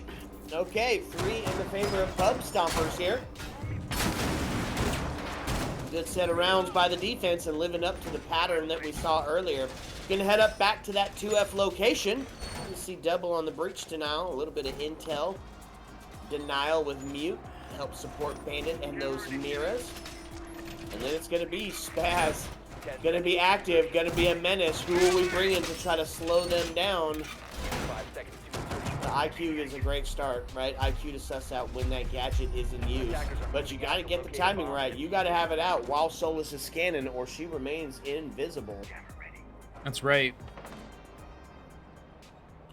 Playing from the same sort of position downstairs, in that you know, moving into to Visa, moving into the bottom lobby, playing in that same place, and the attacking team saying, all right, we know that that's happening, so we're going to push from the other side of the map completely. And again, we're seeing the quick plant style setup.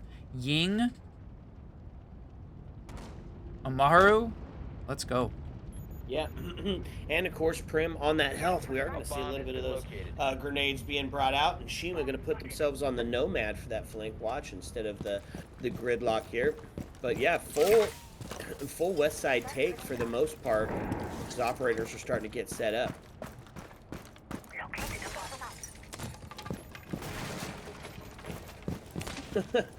Look at all the C4s as well. 3 on the board to deal with it. There's going to be the first kill. Shima going to take Donut off the board. And Donut sitting at that 0-3 position, not able to get active here in the first 3 rounds. Going to put body balance in favor of OrgLess here. Look, they know all that sound's coming down. Solus going to be playing from the top this time instead of active on the first floor. And it's a bit of a switch up of the strategy. There we go! Finds a bit of damage! Oh! Spaz finding Shima off the board again to trade it down on the result. And that's going to be the Yin down going in.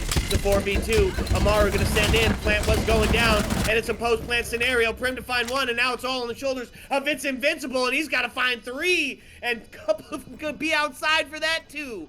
Oh man, and the drop down. Oh, this yep. is a tough scenario to find yourself in.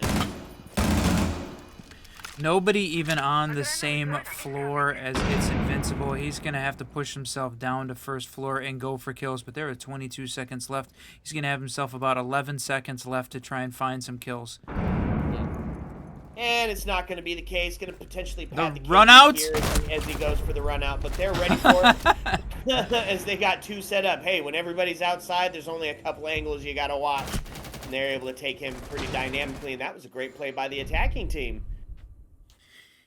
Well, we said it on Chalet. Needed to get themselves set up in a position for the quick execute. That seemed to be working against this Pub Stompers team. They sort of dialed it back a little bit. Spaz could not get active there in that first couple like spawn peeking seconds of the round. Then took some control and got that quick plant off with the Ying and the Amaru, and that worked. So if they can, Pub Stompers going to have to watch out for the quick execute from this OrgLess team. That's been their most successful attack so far. Yeah, on both. Yeah, absolutely. And Solus was in a bit of an off position, right? For the first couple of rounds, we saw Solus active on the roam game. Instead, helping to stay in sight. Well, it was an easy pickoff from that point. So, head down to the basement area. Going to see what they bring to the table. Cade going to be on the board. Stop potentially some of that hatch play that's so prevalent here on Consulate. Still going to live up to that roam game. It's Invincible and Spaz going to be on operators designed to move and groove. The Donut to slow him down on the Legion. Porkins loving that Mira. 3-1 he sits. Look at this. Spaz playing in exactly the same position several rounds in a row now. And the attacking team going for it this time? Potentially. Might be looking to get active on that secret window, but both It's Invincible and Spaz there to take those engagements. Should they get that sound cue that they're starting to push in. And I do love the secret take here, right? I'm a big fan of it, and there it is. Man, Spaz going to find Shima off the board. That's going to be another in their favor as they get the body balance. 10-4 he sits. He's having a hard time being stopped. It's going to be Flixer that goes down, and they're going to finish that kill off. Donut finding his first kill. Nope, it was an assist So he's still going to remain in that 0-3, and now Body Bounce heavily in favor of the Pub Stompers here within the first minute of gameplay. They have, look at that, on. No way he's on. What a shot! Boy, knowing exactly where the ping was, going for the ping, but luckily fire off his phone at the perfect moment. The siege timing there. What a shot. Oh, and that's going to be Orcs. The next to fall as we find ourselves in a 3v2. He's starting to push in for that top floor. Grim coming around that. Try to push in from that backside. They did end up getting Secret open. It's going to be Yen holding the long angle, but these Legions just giving away the position of Grim as he's taking more damage and a bit of that slowdown. It's going to be a tough situation. He gets himself now down the stairs, puts out some Bs, trying to get some of that intel, trying to figure out where they're sitting, and they can hear the shots come out. Yen going to take a pre-fire down, going to try to open up that Mira. Now, the Zophias are not like the Ashes and Callies, right? That doesn't crack it when he sends it down, I believe.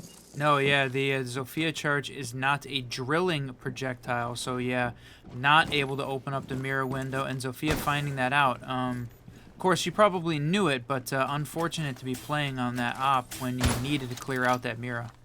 Okay, stacked up on the doorway. This is a dangerous situation. This is where the collaterals potentially come out when you swing the same thing. They've got the intel. They're starting to push up. Now they're not going to know about this Mira. There's the first one taken off the board. And Donut going to find that. He's going to get his first kill on in map number 3. Wow. That controller spin. Okay. What a round there. Pub Stompers taking another, going up 4-1. We saw the defensive teams, like we said at the setup, going 5-1 on both of these, both of the maps so far tonight. The defensive teams having a distinct advantage. This time seeing Shima bring out the Ash, see if they can deal with Porkins on this Mira. It's been prevalent every single round, I think, so far on the defense. Played Mira, right? I think so. I think so. Yeah, Porkins big fan. I wonder if they do take this up. I wonder if we see Mira banned out in one of these next exchanges. That would sure be cool. They'd have to leave 2 bottle on the board to do it. Which would you rather deal with, folks?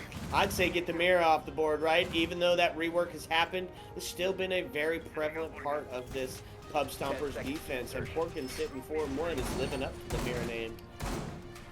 Yeah, the question whether or not this team has got some strategies there for the new op, or it's just the fact that Mira is out on the board and has been so prevalent that that it makes sense to take her off. I think I would lean that direction. I think I would lean towards having the Mira off the board as a more valuable pick at this point.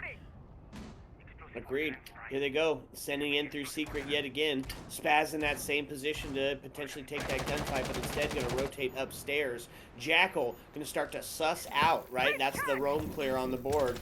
And Solus can't see that, but here's the thing. Last time Solus played upstairs inside, this did not go well for the Pub Stompers, as they didn't have that verticality. They didn't have that late round flank going to be utilized here. Bit of a dangerous move, bring Solus back up. Now the turtle strat is valuable, or is a valuable strat, of course. But when you've got somebody sitting at 10 and 5, send him down, send him into the trenches. Let him keep taking those fights, because you know what? He's failing himself. Probably a better way to end that. That was almost a little bit of siege timing here, but the attacking side has most of admin now. They've got that piece of map control, trying to push themselves west across the map, closer to site. They've got it. The long hallway, though, that's going to be the important piece they got to clear themselves out of.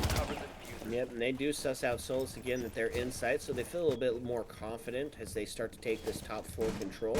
Eating up some of this real estate, but Spaz, Donut, okay, no! Donut gonna find a double, put himself into a triple situation, but he is gonna get refragged as Flicks are gonna take him out. Now into a 4v2 situation. 1 minute and 15 left on the board, and Diffuser's cold. Attackers have recovered their diffuser.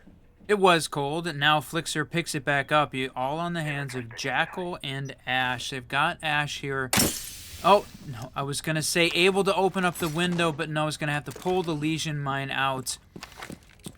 Still has both of those ash charges available, ready for it. Flixer's going to try and find a way to even this back up by gaining some control of this hallway, but is that a misdrone? Do they know Goyo is behind the Coke machine? Potentially. He looked down there several times. You know what? And they're just going to take another look at it. Oh, no. Oh, no. That was a misdrone. They didn't look. Unless they had previous intel that he was here, Goyo could be huge. The flank being a prevalent part of this strategy. And they do find it! Oh, no! It's Misdrone. coming up on a two-piece off the back of a misdrone. And that's unfortunate. And that puts us into the same standard score line that we've been seeing all night. 5-1 for the attack or the defending team there. We're going to see the Pub Stompers on their attack, but OrgLess again down 5-1, 1 round away from match point on this, the third map. If you're just joining us, we have already played Chalet and Nighthaven, both of those maps going 7-1 to the team that started on defense.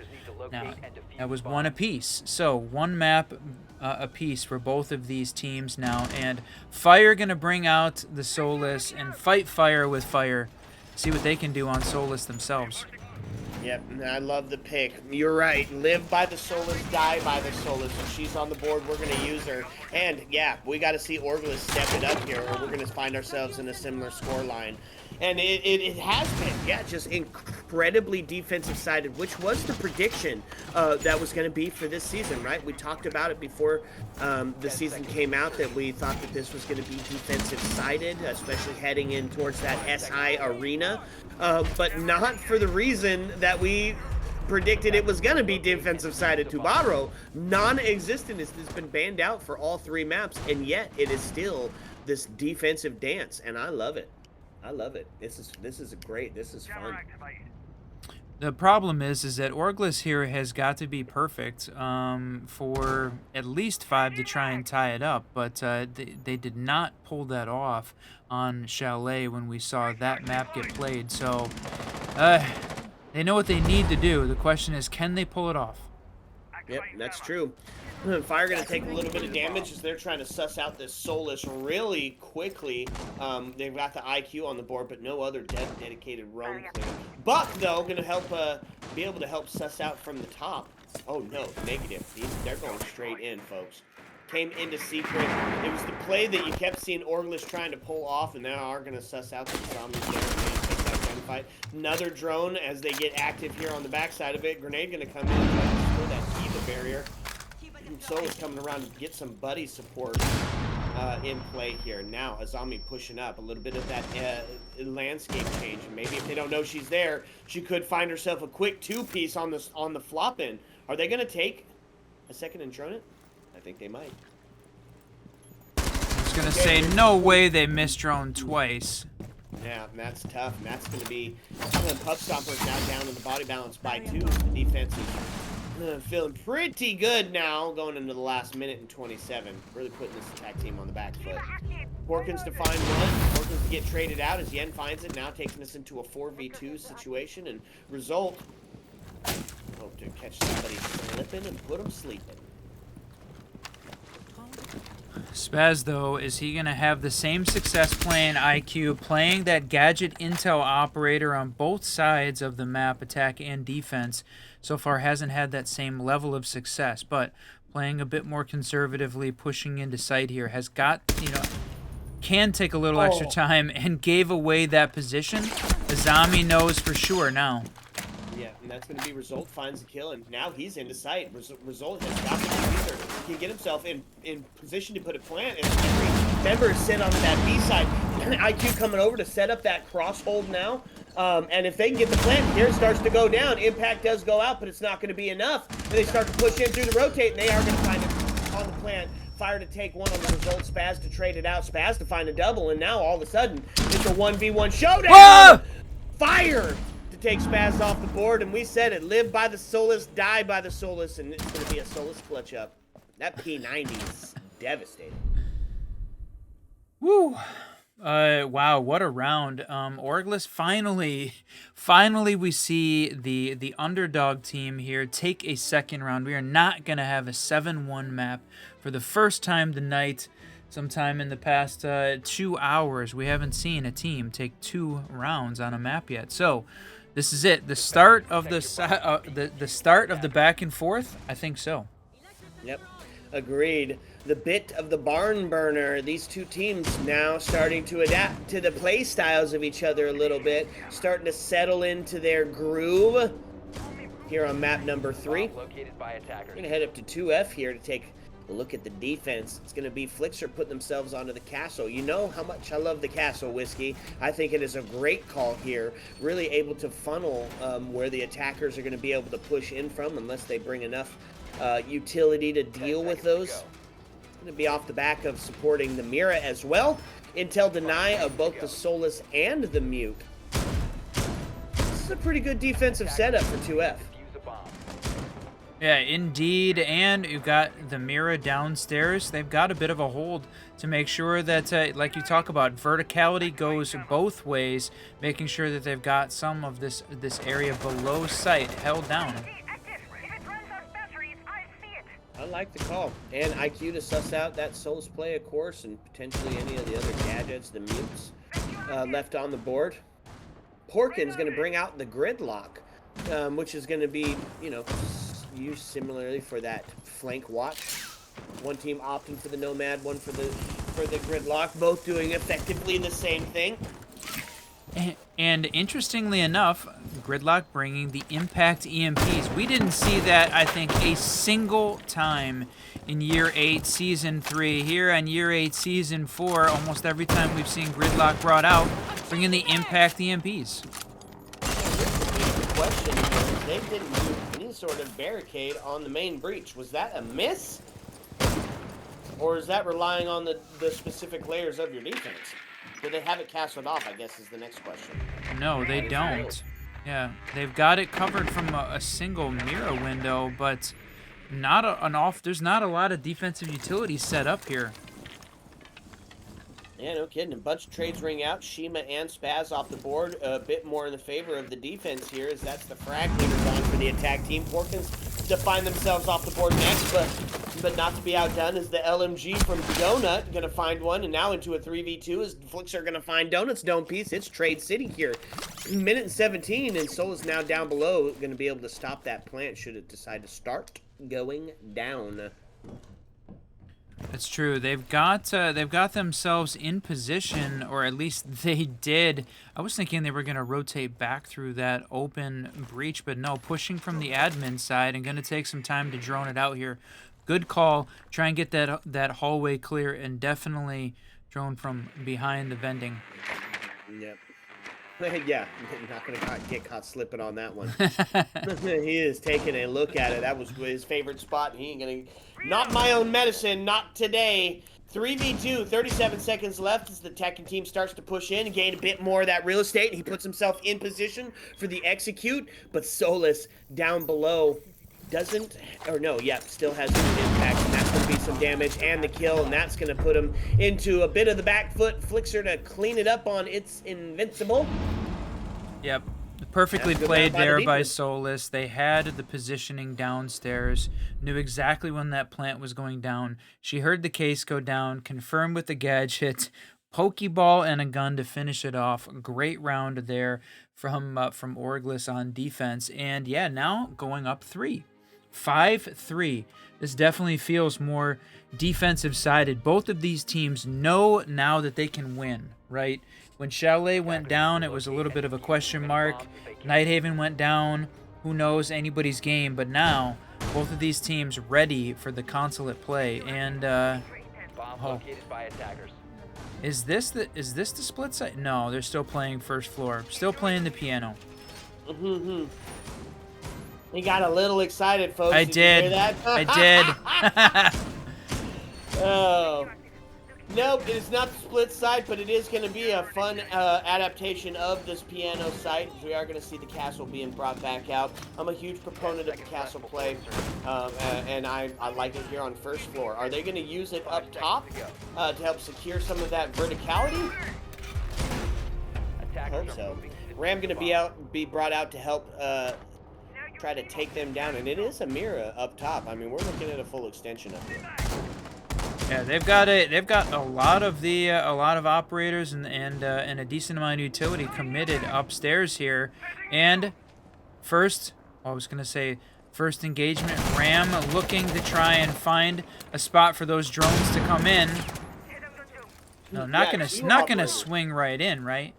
No, good. I was worried we were gonna see Ram swing in there. Gridlock might. She's around, and if she doesn't know the Legion's there, okay, they do get... Donut does get it. Oh, no. But it's a bit of a miss drone unless he gets back in sight, and they're not going to find it.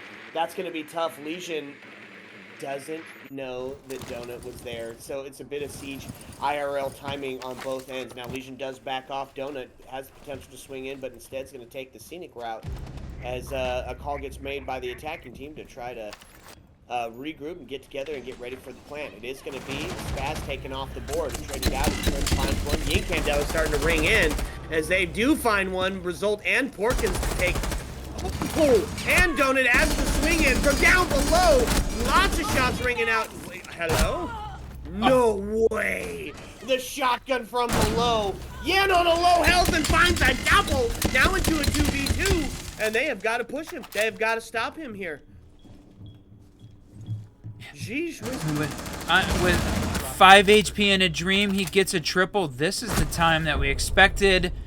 He was going to take that, but no, Invincible able to grab a double. One upstairs, one downstairs through the hatch.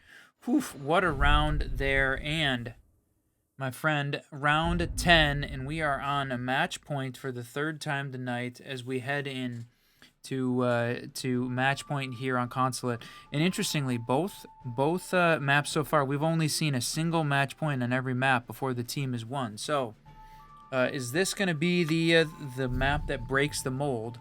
And you called out Sledge earlier as not being a part of the attacking lineup. Donut, at least initially, showing that time to bring out the Sledge. Yeah, it is very site specific, right? a lot of teams will opt for that Ram, and I think the Ram is a good call. But there's just something to be said about that L85, right? I just love the L85 and Sledge. Of course, if they're bringing Castles along, he's a great operator to try to take out that util, but they did not, and there is a 6 pick that goes out. So we're going to opt for the buck for some of that verticality as well as we head back down into this basement site. Match point, folks. Pub Stompers trying to put map 3 away. OrgLess got to be perfect for 3. Definitely, we were seeing a lot of buck in favor of Sledge because of the Sledge in favor of buck because of those nades. But I mean, now with the nade change, and I think definitely seeing their utility go down, we're likely we're going to see buck played more often for that vertical control, even when Ram isn't on the board. Yeah. Agreed again, my friend. Okay, so we've got, looks like 2 people sitting down into sight as zombies playing into that shallow roam, kind of in that back security area. Doyle and Yen on the board to take this first engagement. Spaz now getting down to that secret area, going to try to take this first engagement against the Azami, and it's going to be IQ and Buck now down in their donut holding angle on the window, and this is basically they're putting a lot of resources in here to take this Solus off the board. What a bunch of siege poetry there with Solus, Spaz playing the exact same location that he was when he was on defense, playing that Solus, watching that window, bottom lobby. It was, I mean, just some siege poetry there. Yeah, look at the drone work here by the attacking teams. They're really taking their time to suss out everybody. But did they get this? Did they get the intel on the Azami? He's not looking the right way. Ooh, but the pinch comes in. Spaz gonna take Brim off the board. Now putting us into a body bounce sitting in favor of Pub Stompers as they're getting ready to, he says, Buck, hello, open her up.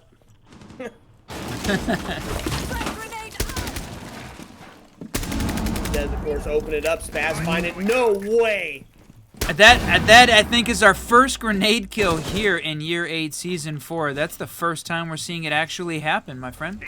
Wow, and I'd like to see what happened. I wish we had replay, because that had to have been funny as hell. Body bounce tipped in favor of the attackers here. It's going to be the Finka boost using that global gadget to get some health to everybody. Spaz going to be on the triple kill as Donut gets taken off the board. Flixer still active. Flixer still having that vector. Try to take the fight from the long end. The crossfire set up, and that's going to be now into a 3v1 as that L85 claims the live, and attackers win it. Round number 10. And folks, it's a back and forth, baby. Wow. 7-3. A little bit more signs of life from the other side. Not a 7-1, but still a pretty dominant performance. And yet again, started off the backs of a strong defense. Spaz coming in here as the sub, taking 16 and 9 with 4 assists. He hits those 4 shots. The man's dropping a 20 bomb here on his first map in. Woo! Okay, Whiskey. Well, here we go. Map number 4. Hoping to see a bit of that OrgLess come alive for Skyscraper, so we can get that eventual border piece. I know. Can we please? I knew that's exactly what you were thinking. We need OrgLess to come back so that way we can take it all the way to map 5. Folks, the next map we're going to see here is Skyscraper and then border if required. Going to take a couple minute break as we get the lobby set up. And, man, time to grab a drink. That's right, baby. Sit back, relax, and fill your drinks to the tippy top, because when we come back, it's going to be Skyscraper, and it's going to be every bit as dramatic as the first 3. Heyo! Let's go.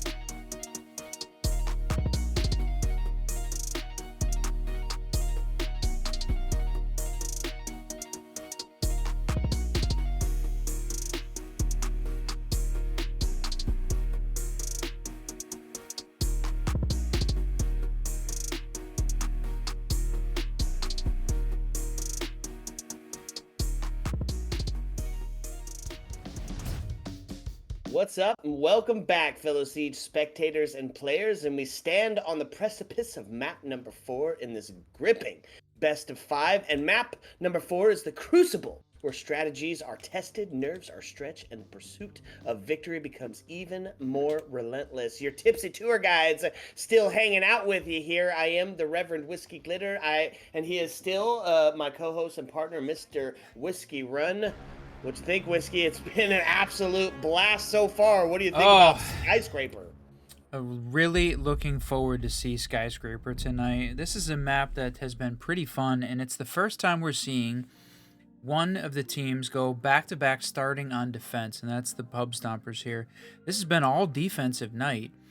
Skyscraper, we have seen go both ways. Generally considered, I think, defensive-sided, but we've seen some great attacks on this map recently, so I'm really looking forward to see what OrgLess can bring. They were showing some life there on that last map, especially also after winning that Nighthaven 7-1, so there's a potential here for them to come back and take us to Sky, which they've got to win this. Take us to Sky if we want to see border, my friend. Okay, so getting into the attacks, or I mean the bans. Oh my God. Okay, Whiskey may have been involved here, right? We only talk for a living, Mr. Run. Ying gonna be the first to go, as she was absolutely devastating. Those Candelas ringing out without mercy. It's gonna be the Talon Shields of Osa to go next, and there we go. I was wondering if that might be the case. They're going to target ban Porkins yet again, but they're not going to do it on the Brava. They're going to do it on the Mira this time. And this is a good map to do it on, especially because there are so many absolutely crazy Mira strats, and it's already hard to get in the building. Mira makes that just a bit tougher. Last one, is it going to be the Fenny? It is. You know what that means, baby. I do. The shark gonna be gliding through the proverbial waters of Skyscraper, looking to catch a bite. I'm so excited. Let's freaking go. Yeah, finally getting to see him, and of course brought out right at the beginning Donut playing the new op, but Spaz back on Solus. I was wondering whether or not we were going to see Solus banned out because of how Spaz had started the game and Consulate off there. So taking a Derry spot or Derry taking his spot, one or the other, but that was definitely a good change so far for the Pub Stompers. Yeah, absolutely agreed. Now, if you're new to Siege or you're new to this season, Whiskey Run, can you give us a bit of a rundown of the Zoto canister and what Tubabaro brings to the table? Yeah, the Portuguese operator here bringing out the Zoto canister, a freezing device that unleashes the ice on the map, and it freezes both electronics and physical gadgets. Basically one of the few defensive utility that can take care of both of those. See him coupled with Bandit frequently for his ability. If we're gonna see a thermite with a Bandit trick, you throw a Tubero Zoto canister on it, can freeze and pause that thermite push, allow Bandit to get his utility back down and take out those hard breach utility. It makes breaching much more difficult from the attacking side if we see those two operators playing together. Right now, they're on a little bit on opposite sides of the map, so we might not see it, but here we go. First hard breach option out.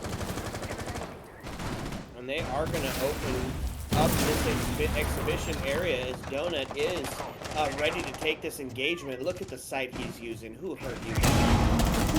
There's going to be the first kill. Donut going to find a double onto Yen and Fire, and that's Tubaro making his presence known and felt. And there, you know, Skyscraper is such a difficult map to even get inside of, so you have to have this full map take from the opposite side. Man, they're gonna make that absolutely difficult to start pushing into. Flicker looking to get active, does find a couple of shots on Tubaro, but nothing's gonna be on. It's gonna be Spaz on that Solus to find Prim off the board. Flicker to find Tubaro, now putting the body balance heavily in favor of Palm. They're up 4-2 and still not inside the building, and unfortunate diffuser now completely cold. The drone one shot comes off the cam and one shot headshot right after. Invincible to finish it off with the storm. Love seeing Alibi out here on the defensive setup as well. And boy, on the back of that donut double to start this round off, that Pub Stompers looking pretty good here as we start off on Skyscraper. Yeah, absolutely agreed. Oh, I'm so sorry. 1 second, Whiskey. No problem, sir. We're going to see a very similar lineup. Run it back from the Pub Stompers. Soulless, Alibi, Attackers need to locate and Tubero, and Bandit as well. Very similar lineup here on the defensive setup, playing the other upstairs site. We really saw OrgLess struggle to even get a little bit of traction to start this round off. Just couldn't find anything to get going. They managed to get the main breach open on the office exhibition side of the map, and that was it. Now we're going to see the Pub Stompers devote even more utility to this side of the map. So expect that we're probably going to see this attacking team push from the T Karaoke side. And 5 seconds to go. defensive team, again, putting a little bit more utility over here as well. Attackers are moving out to locate a bomb and defuse it.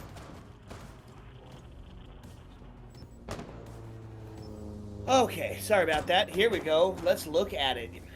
Ooh. I like the setup here.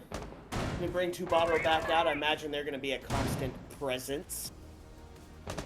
Well, I definitely cast or cursed the side of the map off. I was thinking that we were going to see more of a T Karaoke push with the utility that we had seen committed here, but no, we are seeing the office exhibition side pushing directly into sight. I like it. You know, they've been getting caught a bit on the back foot with the soulless play that's been so prevalent. Why not? Maybe send it direct to sight. C4 going to go out, not going to claim anybody. Grim is at a low health scenario, and Porkin's going to fall down to try to take this gunfight from down below, try to find whoever's pushing in on that flank area, and he's looking like he might pay for his hubris. Fliction knew exactly what was happening, waited for it, baited him, and that was it. That's going to be body balance tip in favor of OrgLess. Yeah, we're just interesting that we're really not seeing the not seeing the setup that we expected from the Tubero Bandit combo, right? Donut was off site, allowed that wall to get completely opened up quick. Came back and tried to use some of that utility when it wasn't going to be as effective. So definitely a bit of a feels like a bit of a miss on the defense there on this office exhibition. Yeah, potentially, but you know, get yourself set up down below as those ice can show those footprints as they're pushing in. Maybe, you know, catch yourselves on some vertical play instead, and Donut is downstairs, right? He is going to be taking that engagement from down there, so if he can get some intel, some footprints, could be huge. It's going to be the beam starting to go off. Grenades coming out. Solas gets taken off the board. Prim going to find that kill. He's going to get traded. No! He's going to find it onto Prim. And now into a 2v4 situation, and it's all kinds of intel going out, and the plant's starting to go down. Donut going to push up, not going to use that verticality. Still has 3 of those gadgets in hand, and it is going to be Donut getting ripped off the board. It is traded out as it's Invincible takes it. Now sitting 3-0. Got to be perfect for 3 to get this diffused. There we go with that grenade doing what we expected it to do in the new Year 8 Season 4. Not necessarily needing it to get the kill directly, but forcing the defender out of their position, making them run for their literal life in this case, because the attacking team takes that. OrgLess looking good, and definitely what we talked about during that mid-round. It seemed like we saw a bit of a mistake in the setup and how the defense handled that main breach, allowed the attacking team to get it open and get that plant down. They had the utility in place and could have used it, just didn't see it executed in the way.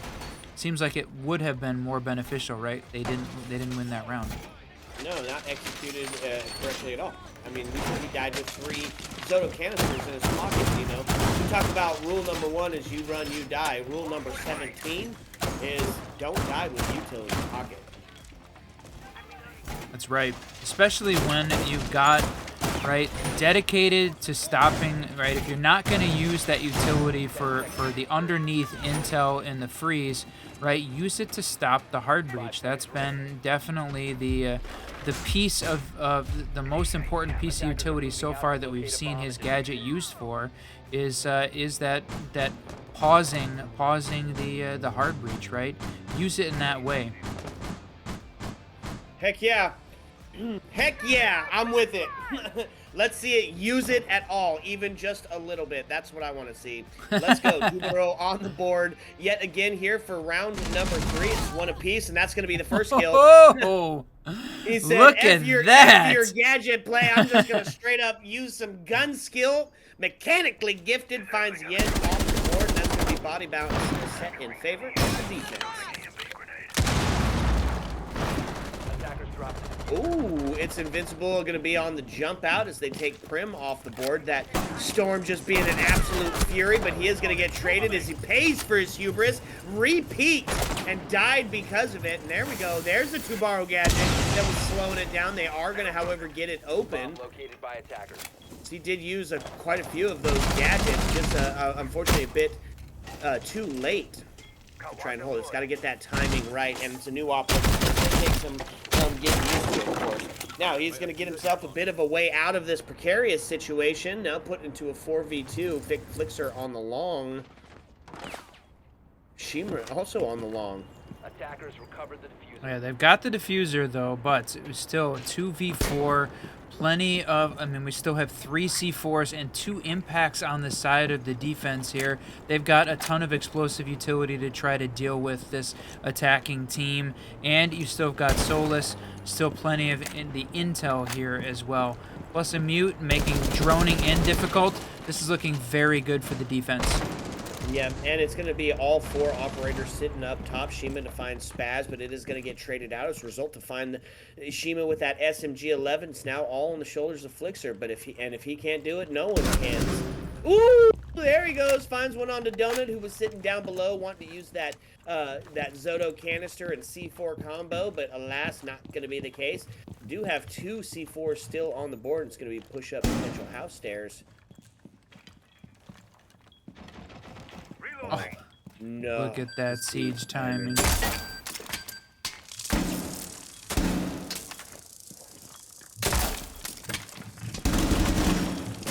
Oh, the ping! He's got the ping! And it's live and continuous, so he does get spotted out, but a quick C4 over the top could be the end on house stairs. He's still got that ping going. It's the shotty, and in the realm of close quarter combat, it's not going to reign supreme. Flixer on a low health scenario, 5 HP in a dream, 9 seconds, he's got to take this fight. Porkins on the long angle with the sniper shotty. Oh my god, is he going to get caught on the back foot? 2 seconds left, got to get it down. That's not going to be the case. That's going to be a defender win as he settles himself in. And it wasn't camping, it was tactical ground coverage advantage. Time is the 6th man when you're talking about defense in Rainbow Six Siege, and that's exactly what they did. Hang on for time there. Coming up 2-1 as we head into round 4. This is feeling, again, very evenly matched. We've seen this same lineup come out from the Pub Stompers be great and be okay. Now, how's it going to go here on round 4?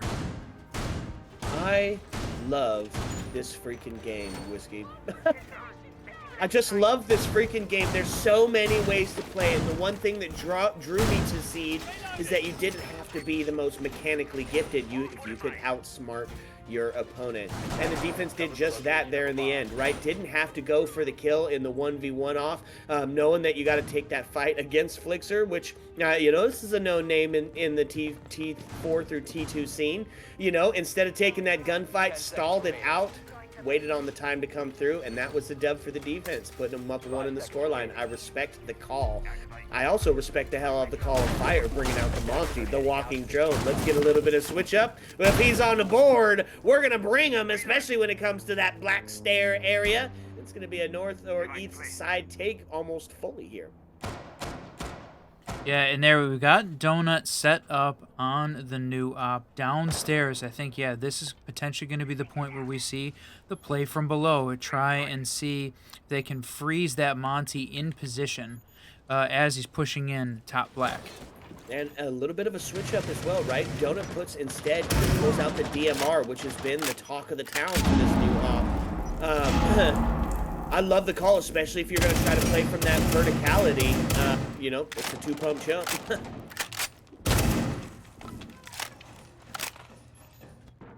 we go, getting some of that flank watch down from the gridlock and getting in position here. They've got the rotate open, and it doesn't look like they committed any utility here from the defensive side to holding top black, besides the alibi drone. Porkins is watching it, ready, along with it's invincible as well. Boy, they're really doing having a tough time trying to kill Donut. He is on that low health scenario, but still able to survive. Porkins hears that Monty, knows that there's going to be a secondary push from somewhere. Somebody, it's the upside down rappel. Is Donut going to get taken off the board? New op done. Donna, goodbye, sayonara, see you later. Body bounce now tipped in favor of OrgLess here as they look to tie it up. Monty getting active on this black stair. It is getting the call. Porkins saying, hey, where's my support? His back is turned to the stairs, but it was Donut that was going to be the one to come up and take that. He was killed. Spaz finds one. Invincible using the storm to rain down a Fury. Now takes the shots and it's going to be onto the rotate. He gets sussed. What a double! Now takes us into a 2v2. Minute left on the board. Monty pushes inside, gets the plant, starts going. Knows that he's got it coming up from the back end. Takes a shot. And it is going to be a tough situation now in this post-plant scenario. Result does have the shotgun out, but it's not going to do him any good as Yen finds a triple. Getting real active. Spaz to come up the black stair, and it's going to be Monty to probably take this engagement, potentially. So now he does get sussed out. The walking drone is going to be a push in here. Monty just going to stay in his face, and there it is. Yen! Break out the barbecue sauce for that four-piece. Yen just coming alive. What a great round there by Yen, playing off the literal back of the Monty. Put together an amazing round there for the attacking team. We knew we'd see the shield pushing up black, playing that black position. And the coverage from down below on the window at the bottom of the black stairs, making sure that Tuberto could never get close enough to Monty's lower position to throw out one of those Zoto canisters, really limited the defense's ability to put any sort of vertical pressure on Monty. They had to rely on all pressure from right around the door, and with Yen playing from behind Monty, they made that not a possibility there for the defense to hold that. Great play on the side of the attacking team. Yeah, and a bit of the back and forth, and we're going to get into another rule here. Live by the shield, die by the shield. Porkins going to respond to the Monty play with the clash being brought out, and that's exciting. This is exciting. Look at all the different ops that are bringing out. Just the straight depth of operators from these two teams. We're looking at trying to see every single one played this evening. Castle going to be utilized to slow him down, and Legion a great pick if Amonti's on the board. He's not, however. Still a great pick, recently buffed. See if Pub Stompers going to be able to put themselves back up in the score line off this one. It was pretty good timing with the music run. He's so good at this, folks. Okay, here we go. Attackers, let's talk about it. A little bit of that eyes in the skies, as Castellano would say, as Lions on the board, but Fire going to take Spaz off the board. Almost non-existent in his gunplay so far inside of 4, right? He's got 3 kills. Not anywhere close to the movement that he had on the map where he came in on the last. They sussed out his gameplay a little bit and started to slow him down. Body bounce tipped in favor of the attackers here, Whiskey. Definitely have not seen Spaz, come out and with that same level of aggressiveness. He was pushing that position on Consulate, aggressively every time, right up in the attackers' faces. Just not seeing that on this round. Skyscraper, definitely, you don't have to play that aggressively from a defensive perspective. Oh, but there he's out. I wonder if he was having an FPS bug or something that was potentially causing him to struggle. So. Yep. Absolutely, I get it. And there's going to be Prim taking the result off the board. New season, who this? And there's going to be all those new season glitches as well. That's going to be the trade. Now to find themselves into a 3v3 Whiskey. Ram opening up that floor.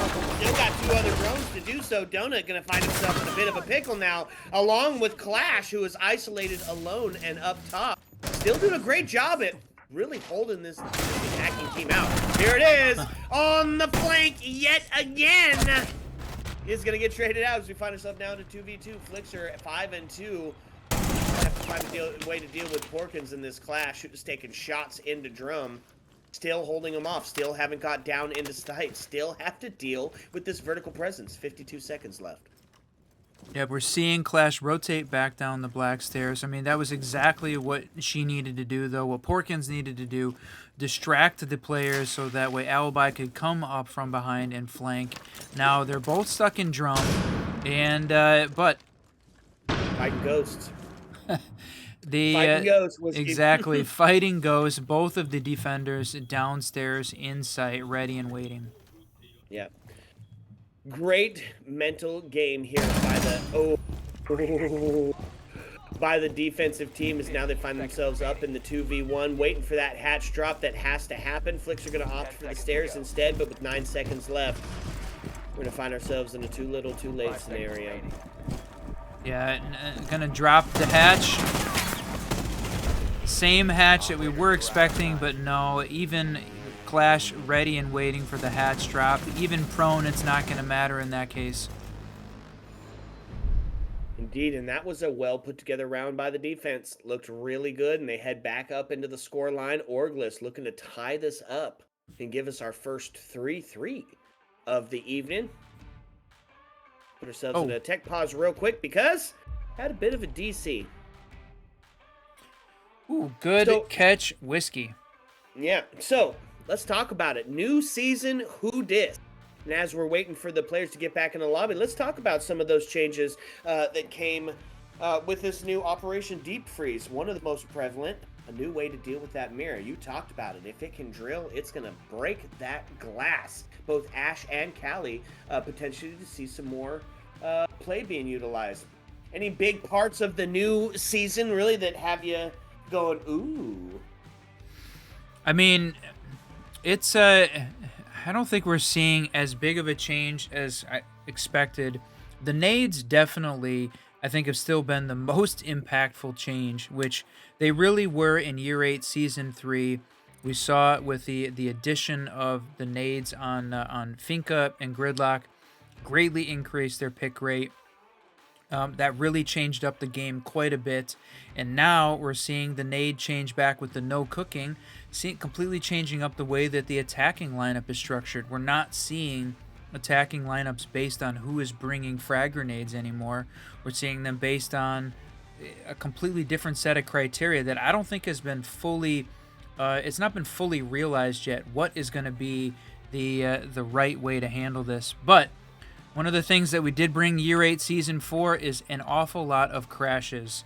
We are unfortunately going to need to go to a rehost here on round 6. Yep. All right, folks. So sit back, relax, because when we come back, it's going to be the stunning conclusion of map number 4. Ayo! Let's go.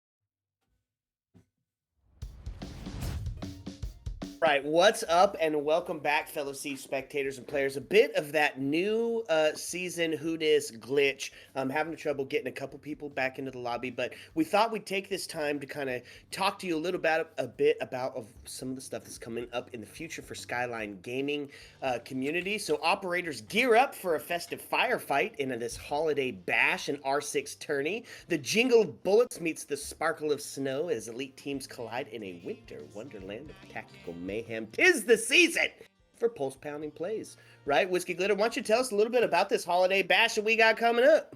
That's right. Two big events here for the Skyline gaming community. In addition to the weekly series, we're going to see weekly series 8 next week. But this weekend, 2v2 tourney, 32 team slots, $100 prize pool, winner take all. We're going to see games at Saturday at 7, Sunday at 7. 2v2 tourney is coming up this weekend. Then we're going to see the weekly series 8 the following week, Monday through Thursday. The normal routine, all the money is available there. Another grand final coming at you a week from today, casted by the Siege Double Shot ourselves. But the big one, you mentioned it, the Holiday Bash is coming up the following week, just after Christmas. Starting December 27th, we're going to see 32 teams battle it out in the Skyline Holiday Bash. Group stage is the 27th, 28th, and 29th of December, and then playoffs starting January 2nd with the grand final on the 6th. That is at least, and I say at least because we're not sure yet, at least a $500 prize pool for that Holiday Bash. One of those 32 teams taking home some serious money. So just in the next couple days, the next couple weeks, there is a ton of money available here for friends of the Skyline gaming community. Yeah, and what a freaking couple sets of tournaments, right? 2v2, grab your homie, battle it out against, potentially some of the best here in NA, right? Who doesn't want to show up and take a homie and go try to army a 2-year way through a tournament? So that's going to be exceptionally fun. But the Holiday Bash, my friends, this is something special, right? Not only is it like 7 or 8 days worth of gameplay. Not only is it to be a higher prize pool, but on top of that, there is going to be a ton of the games getting streamed, right? We're approaching this in a very fun, community-oriented tournament. So there's going to be watch party streams going on. There's going to be fellow casters, just lots of different coverage of all the different Holiday Bash going on. And I mean, for a higher prize pool, right? I mean, this is going to be a battle. This is going to be a clash of titans. This is going to be absolutely amazing, a holiday treat, and the battlefield awaits, and I can't even freaking wait for it. The talent lineup is fun. The teams that are already signed up are teams that you know and love and are going to absolutely bring the heat. And so, I mean, let's freaking go, Whiskey? Yeah, I mean, and we're sort of approaching it from a lot of different aspects, right? The 2v2 tourney, let's have some fun. Bring your duo and show what you can do, and then the full-on Holiday Bash for all the money, standard tournament style, and that's going to be fun. I mean, the fact that we've got all of this available, Skyline Gaming, bringing the heat. Yeah, bringing the heat for sure. Okay, so one last try here, folks. We're getting the rehost resituated for yet the final time. If any of you have had this bug and got some ranked bans from it, you know exactly what we're talking about. It's the new season Who Dis glitch. So give us just a few more minutes. We're going to get the lobby set up, get the players in, and then when we come back, it will be the stunning conclusion to map number 4 with fingers crossed for a Decider 5. Heyo! Let's go.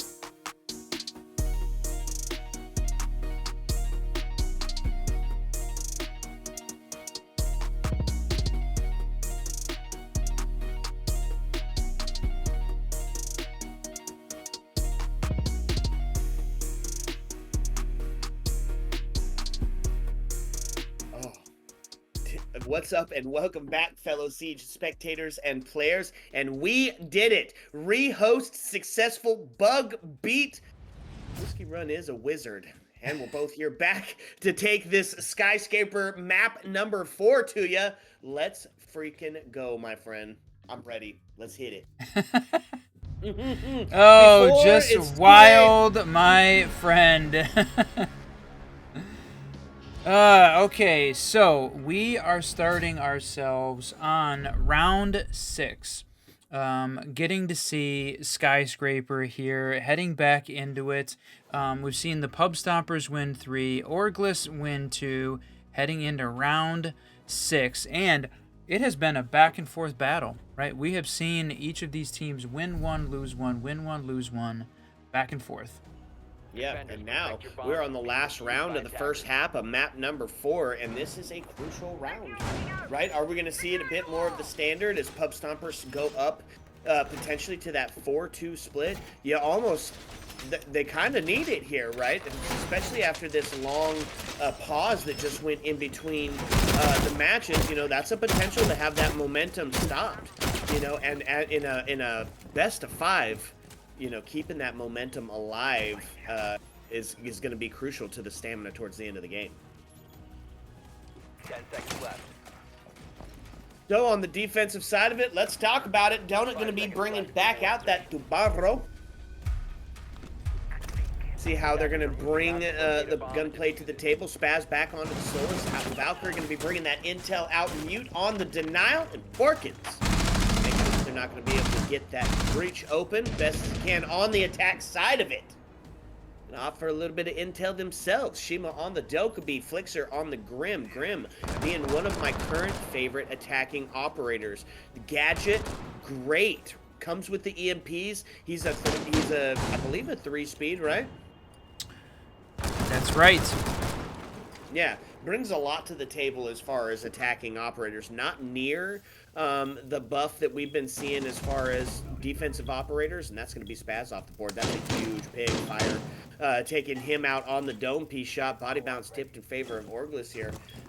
Yeah, not really the same as the recent defenders that we've had being so OP, but still a great operator. Defender cams access. That's Dokkaebi out, sending the calls out, stealing their intel. You got these Valk cams, and now they've had all of the intel from the Valk cams upstairs, but unable to convert. Yeah, Tubero on that went back to the MP as well instead of opting for that DMR. He is going to get taken off the board. We're going to see a grenade coming out. Going to destroy some of that utility, maybe force some of these defenders out of sight from where they were sitting, close to that shelf area. And it's going to be Porkins rotating down below. Oh, Still has the C4 in his hand. Yeah, they forced him out of there, and now they've got intel to know that he is not sitting in that corner. It's Invincible going to find the kill on a Flixer. He pays for putting in the box. Now sit into a 2v2 situation. Whiskey, it's a minute left on the board, and Porkins down below with that C4. If they didn't know that he dropped down, this could be a huge pick, especially as he even set it up through the floor close to where that rotate is.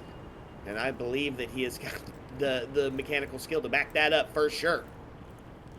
Yeah, that's right. I don't think this attacking team... I mean, they know that he's obviously moved off-site, so is not there. And Ace trying to find out where did that Kaid go? And was that it? That was the C4. That plant can go down. Yep, now into a 2v1 as Result finds Yen and asks to stop this plant as he swings around. What? And boy, man, get Ace at GPS because that man was lost. As Result comes around the corner and fries him from the side. Yowza. Oh, wow. I thought for sure the attacking team had that. They baited out the C4. It worked perfectly the way that it looked like the attacking team wanted it. Cade was going to have to rotate back upstairs, but no. Pub Stompers take that one on the defense, and they go into their attacking half up 4-2 over OrgLess, who starts their defensive half on Skyscraper. And the nice part is, Sky being this defensive map, we have got to see OrgLess win this map if we are going to see border for the 5th. I know we had a lot of time there taken up by the rehost, a lot of time taken up by the Ubisoft Year 8 Season 4 crash bug that's been so prevalent in the ranked scene so far. So, really hoping we're going to see one more map here because there's no bans here. Everybody gets to play. Yep, that's the truth. 4-2 as we sit on the split. Going to be a bit of a fun defense here, and they're going to open up all of that exhibition wall, make it a little tough to push in. Of course, we do have those long-distance Selma charges to bring out the open sesame command should they try to push this side of it. A zombie to help redesign that real estate, and Valkyrie on the intel and Solus the intel to back it up. Let's go.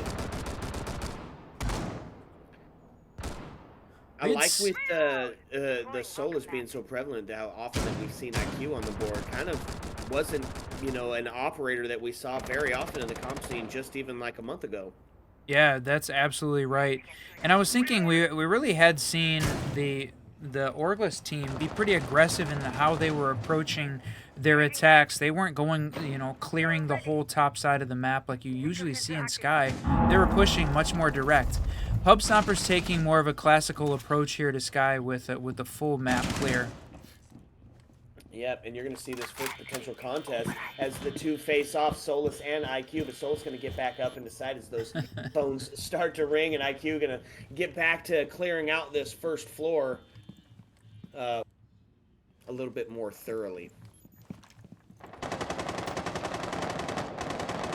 Still sit 5 all as that first minute has run its course. The drone's doing what they do so well. So that's not where the heck these defenders are. Oh my god, don't get caught slipping. Flixer is close and he is ready and he knows that you're there. Even though we're getting all of this tracks in there, they're all missing him. I don't think they knew that Legion was there. I mean, they're covering... Well, I mean, I guess the Dokkaebi call going out. Gridlock certainly could know. It's going to be Prim to find the first kill on the Donut. That health is ripped off the board. Ace the next to fall as Yen's going to find his body. Now takes us into a 5v2. Oh, man. Fire finding the dome piece of Porkins. And, oh, no, Valkyrie. Look at that patience. It's invincible. Didn't take the shot, reveal his location. Oh, twice it goes by. Oh, look at that. Wow. Patience pays off for It's Invincible as Yen gets taken off the board. Gets a little closer to evening up this body balance. I was wondering whether or not we were going to see Flixer take the very aggressive approach and try the run out there to get the kill onto Gridlock. But no, going to take the more patient approach as Gen, cover the jump in and get the stairs at the same time. It's Invincible, though, not ready to go down without a fight. Going to hold on to this 1v3. Yeah, man, with an LMG to boot, right? Enough bullets to kill them all. Comes with 61 in that piece. That's enough to do some damage in the hands of the right person. Legion Goo going to reveal that location, however, so now they know where to start collapsing onto site, or collapsing onto the attacker, and that's going to be the P90 to clean up that dome piece, and one in favor of the defense. Yep, that's right. If she wasn't going to jump in through Karaoke, or through Geisha, gonna hold that position. It's a power position there. Couldn't get Solus out of there. So 4-3. OrgLess takes their first defending round as we roll into round 8. And I know if you're just joining us, we are on map 4 of a best of 5. We have seen the Pub Stompers take Chalet and Consulate, with OrgLess taking Nighthaven in the middle. Yeah, and now starting to mount their comeback. It's the back end of map number 4, and we're going to see the first instance of Tubagro bringing out those Zoto canisters for OrgLess, as they're going to try to test the waters with the new operator. I like the call here, right? Shima on the Cade, Mute to deny that intel. It has been an intel off for sure. OrgLess really doing a great job of taking advantage of some of that intel. Of course, not of course to forget Spaz, who was instrumental on that Solus and all the intel that she provided to that. They're going to be shutting it down on the back end. I'd like to see a castle here to slow down this back end approach as well. See if maybe some of that adaptability will come out. I'm curious to see what Flixer's bringing to the table, Whiskey, with Tubaro. How are we going to see him utilized as opposed to how Donut brought it? That's right. He's playing. I was about to say he's playing a little bit closer to sight here, but playing on B. And I imagine as soon as they hear some of this hard breach utility going off, I think we're likely to see it.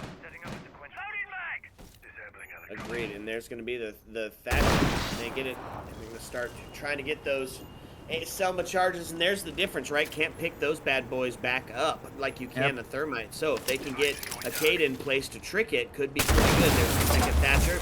You're going to freeze it again as they open it back up, and now they get a little bit of sideline. Now it's a little bit more dangerous for him to get the next one on. I thought we were going to see Cade try and trick it, but it just didn't happen the way I think that they were expecting. Yep, but no, using the Zoto the whole time. They're going to waste a full minute off the clock here just to start. Oh, maybe that Cade Claw was too high up and he couldn't reach it. Not able to come back on in time. Going to get taken off the board, and they are going to get that open. It is going to be Donut to find the first death. Tubaro has no more of those Zoto canisters, but he does got himself a bit of a peek there. Not able to capitalize, and is going to be fired to get a double kill onto Invincible. That shotgun reigning supreme in that close quarter combat arena. He's going to be Porkins to take a second look as he starts to drone upstairs. 5-3 in favor of the defense here.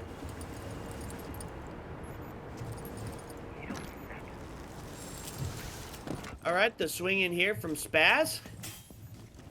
Clock starts to wind down. We hit our last minute of round number 8, and it's going to be Porkins taking the scenic route as he's really going the distance all the way around to the restaurant stairs. Spaz to find the kill on the Flixer, and that's the new operator. Tubato gone, and then doubled up. Spaz to find a second, Prim to find result. Now putting us into a 3v2. A 2v2 as the scenic route pays off for Porkins as he finds the dope piece of Prim. Now into a 1v2. Resting on the shoulders of Porkin, and it's going to be the long shot here. Yen gets a bit of damage. Know exactly where he's at now, and it's going to be the double hold, waiting for that potential swing in. Create a bit of a rotate, clear some space, get some room to work. I was going to say, I don't know that that was a good call. I thought it gave away the position to Mute, but no, Fire able to dodge it, and Porkins firing through the desk to get that kill off. 1v1. 12 seconds left. Has to be perfect on this shot. OrgLess trying to just stall it out. There's going to be the Nomad. What? No! Porkins off the back of the air jab. Going to claim his life with the L85. What a shot. Utility playing key into the victory of that one. Holy cow, Whiskey. I can't believe the air jab was the difference maker in that round. Oh, Pub Stompers going up 5-3. This is getting dire here for the OrgLess team. It's not impossible. They are one round away, though, from match point, and they've got to win. OrgLess has to win this map to force the next to take us to border. Otherwise, we're going to see the Pub Stompers win this Week 7 Grand Final. So, OrgLess, it is time to show what you got. We want to see it. Okay, heading back to the exhibition site. We're going to see a bit of an off-pick here. Hashima brings out the Thunderbird. I love the call, right? These teams are taking bits and pieces off each other in these jiggle peak battles. An operator like Thunderbird, where you've got a home base to get your juice bar on, not a bad call here. 5 seconds remaining. Also, of course, Flicks are going to be bringing out the devastating DFR of Tubato again. Now, generally, we see those combo moves not going to have that that hard breach support, that breach denial to work off of. So I wonder if we see Tubato used in a different way this time. We're seeing him on the run out with the C4. Yes, on to Spaz. Oh. Wow, what a C4 out the gate there. No way he goes for a second. Over there watching for it. Nomad holding the angle. Don't get cheeky, Tubato. Don't get cheeky. He's waiting for it. There's the shots that ring out. They do get the breach open. A little bit. He's going to get some of that onto there. It's going to be the flash that rings out. Nomad going to take him off the board now as well. That air jab becoming clutch here on that flank watch. Now puts us into a 4-4, Whiskey. 2 minutes left. Sheesh. Oh, that flank watch, the air jab again coming out to be the difference maker, and another C4 this time from Fire. Wow, the defense putting out the explosives, but still seeing the Pub Stompers have that mechanical gun skill at this point to win rounds. Off the back of, again, some good util. That air jab helping to grab another kill. But it is a 2v3. Uphill battle for the attacking team. Yeah, no kidding. Okay. Not bad. OrgLess, as they find themselves now into a 3v1 situation. Prim finding the body of Porkins, and it's now 2-2 result as he's going to push in and try to take this crossfire. It's going to have to be the Yeet and Skeet. The Legion going to give away his location and slow him down just a bit. Still got a whole minute where he could kind of sit and talk about it with the team, but instead he's going to take that gunshot, and it's going to be the crossfire to end it. Prim cleaning up on result. That was a good round for the defense. Yep. Swung on the Thunderbird, but Azami was right there waiting and watching, and 5-4 OrgLess. What another great round from them, coming together to hold on to that one. The great thing there about Nomad and Tubero having that fight on the door was he wasn't available to hold off the hard breach. They got those sight lines open directly in. Didn't end up being the difference maker, but still a great exchange, and Nomad and those air jabs just really being devastating. Yeah, absolutely. One away from tying this up. OrgLess not ready to give in just yet. Defense is looking fairly standard as what we've seen so far, but here's what I like on the side of Pub Stompers. We talked about adaptability and not showing your whole hand early. Well, here's something we haven't seen from them. Donut going to put themselves onto the blitz. Double shield duty here, and we're going to bring out the fuse for that extra, the double down on distraction. This is going to be an exciting round of Siege, Mr. Whiskey Run. Yeah. Yes, indeed. I love that idea of the double down on distraction. Look at this, this motley crew pushing forward. The Blitz, the Monty, the Fuse, and still Spaz bringing out that extra intel. Oh, Yen to find the kill onto the Fuse. Not going to be a factor. Blitz rushing in. He takes shots to the back. Donut goes down, and it's now Monty put inside of a bad situation here. Valk trying to take him down and is going to get the knife. It's going to be the C4. Rings out. Does some damage. He's down to a quarter health. Now all on the shoulders of Spaz, who's coming up the black stairs like, what the hell just happened? Yeah, that thing completely fell apart much quicker than I think that attacking team was thinking. The spawn peek on to the Fuse, there was zero distraction available, and Fire being devastating with the M590. What the SAS shotgun coming in loud and clear to claim that one, and this, they're taking us 5-5. If you can believe it, we've had only, in the first 3 maps, only 5 rounds were won by the losing team so far. So already, this one map is more rounds on the side of the losing team eventually here than any of our previous. This is looking great way to finish out a grand final. No kidding. What a freaking storyline, and everything you'd hope for a freaking grand finals. Hey, let's just give a big shout out and thank you to Skyline gaming community for hosting such a badass tournament. It never fails to disappoint even one freaking time, and this is probably one of the most exciting games we've seen so far. Also, special shout out Ida, goated on the secondary observation work. We appreciate having you as part of the team here. This has been one hell of a game, Whiskey. Indeed it has, and it's not even over yet. We're 5-5 on map 4, and if we see OrgLess win this, we are going to border for map 5, my friend. Yeah, OrgLess, like alchemists turning lead into gold, they transmute these challenges into triumph as they even us back up. And showing a different look. Castle going to be brought on the board. I said I wanted to see it. Well, here he is. Great at stopping some of that verticality and pushing in for that top spot in real estate. Solus to be on the board to help suss him out, and IQ to do some damage against her. Double on the roam clear as Jack is going to be pressured. Here's who they didn't ban. Bravo on the board, Mr. Run. That's right. Porkins on the Bravo. We've seen a couple target bans coming out. I mean, I think for sure that Mira target, and it seemed like the Osa as well. So, but both of these teams having adaptability, having something up their sleeve to make it work no matter who is on the board, attacking or defending. And, boy, and we've cut ourselves to a 5-5 on map 4. Unfortunate. Missed that shot. Now they, of course, know he's down there, going to approach that door with, or that junction point, that push point with a little bit more caution, potentially. Maybe. He's fishing. He wants it. Yeah, I no, think look at this. It's going to be Porkins going to go deal with that right now. I think if they had known that that was the... No way. Castle finishing that off quick. Kashima 3-3-2. And again, this is after the rehost, so some of these numbers, you know, not the full map stats. Yeah, not even some of them, all of them. Wait, absolutely right, my friend. Good call. Result nope. to kill on the Flixer, and then on to Goyo falling next, and all of a sudden, this is looking pretty good for the Pub Stompers. This is all on the shoulders of Prim, tucked back in the corner.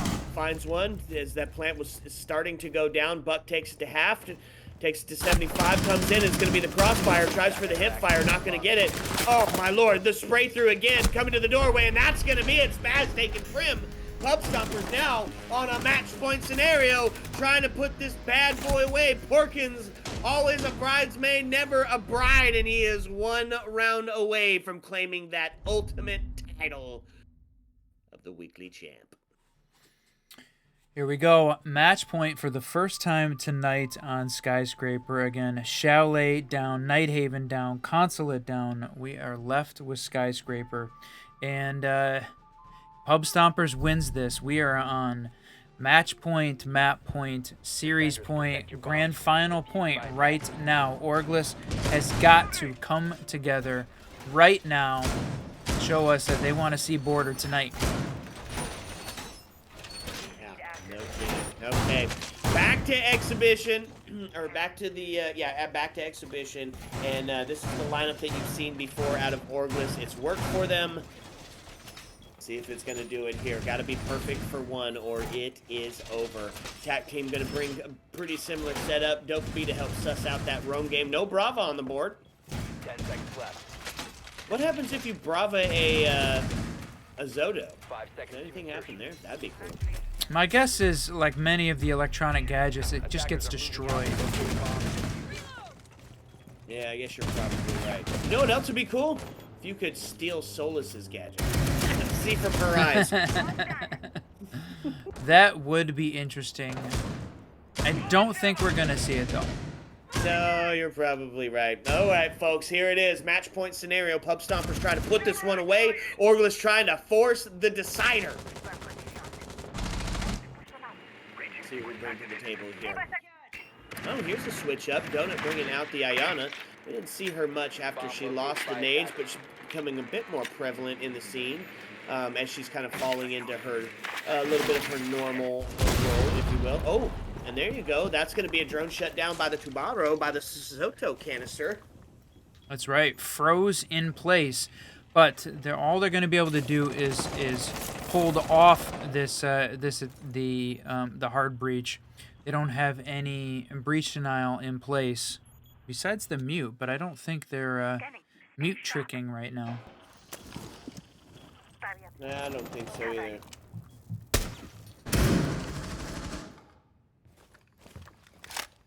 Okay. First minute and 15 off the board. Drone still doing the work here. Pub Stompers really making sure that they take their time and suss out where the heck these defenders are at. And Flicks are going to be like top on the board for one to deal with, especially because he's got that DMR. Look at that. The one tap. It does get traded out.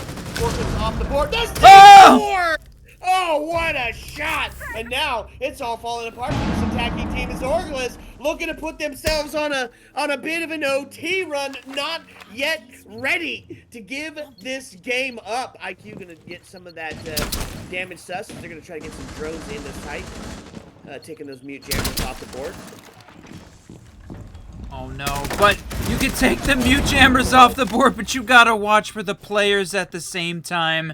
Donut's gonna try and navigate this maze of Azami Kiba barriers, but stuck behind them right now, and this is looking great for the OrgLess team to push us to OT for the first time tonight on map 4. Reloading. There's the shot. Oh, and in the labyrinth of the Kiba barriers, does find one, but they does give his location away as that's where he's sitting at. It's going to be the long shots from down by drum. Flicks are going to claim that kill as well and force us to a bit of OT. Ooh. Boy, OrgLess showing up and like a tapestry woven with the threads of resilience. They take us to OT, not yet ready to give this game up. Thank goodness, Whiskey. Yeah. Exactly. Somebody say whiskey? I think that's an opportunity for a cheers, huh? I think so, indeed. Cheers. Because we're here, we made it, we're map 4 OT, and we get to see OrgLess on defense. That feels like a really important factor here. Is they're getting to start on this defense, and they've had a bit of a role on the defensive side of the map, and you know, it's not a side swap, right? They just get to roll into it. Pub Stompers are gonna have to figure out now how to deal with this OrgLess defense if they want to end it here and not go to map 5. Yeah, and look at the kills, right? It is evenly spaced across both of these teams. No real standout players. Like we've seen on the previous maps, which could have potentially been to why the scores were so dominant in one position. Every single member firing on all cylinders currently, and it shows. We're 6-6, we're tied up, it's OT, it's the first round, and we just got started.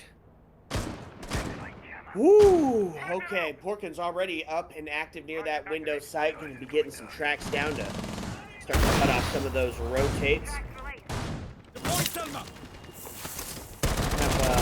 much in the way of denial except for the mute, which also of course serves as that mute as that intel denial. But IQ going to be able to make quick work. Oh, look at this! Friend coming around. He heard something going on. He's ready to take that gunfight.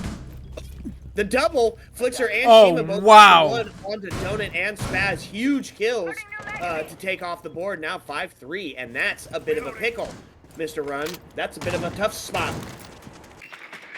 Yeah, the Pub Stompers have got the Geisha side. They've got some map control there, and they've got Porkins and the Gridlock holding a position there, but I don't know that that's going to be enough map control here to be able to give them an opportunity to get this plant down. Result has the diffuser, and it looks like, oh, they don't even have all of the Geisha control that we thought they did initially.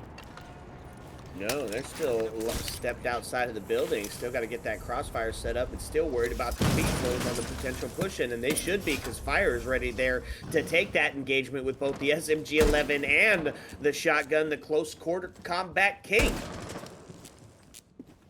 Porkins on the long rotate. You talked about taking the scenic route, and with the Legion mine in, he's going to be able to take Legion off the board.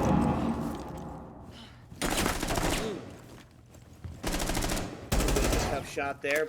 Peeks back, not able to find anything. They're going to start pushing up from drum and force that other player back off the deployable. That's a good call. They've got a ton of real estate now, but it's only 52 seconds left. It's in the 3-3. This is sitting in the favor of the defense. Oh, what a shot. Psalm looked back. By the time he looked back, that was a good night. Diffuser goes cold. They will be able to pick that back up. 2C4 still in hand. There's one to ring out, and 2 impacts as well. Recovered the diffuser. Find one on the prone position.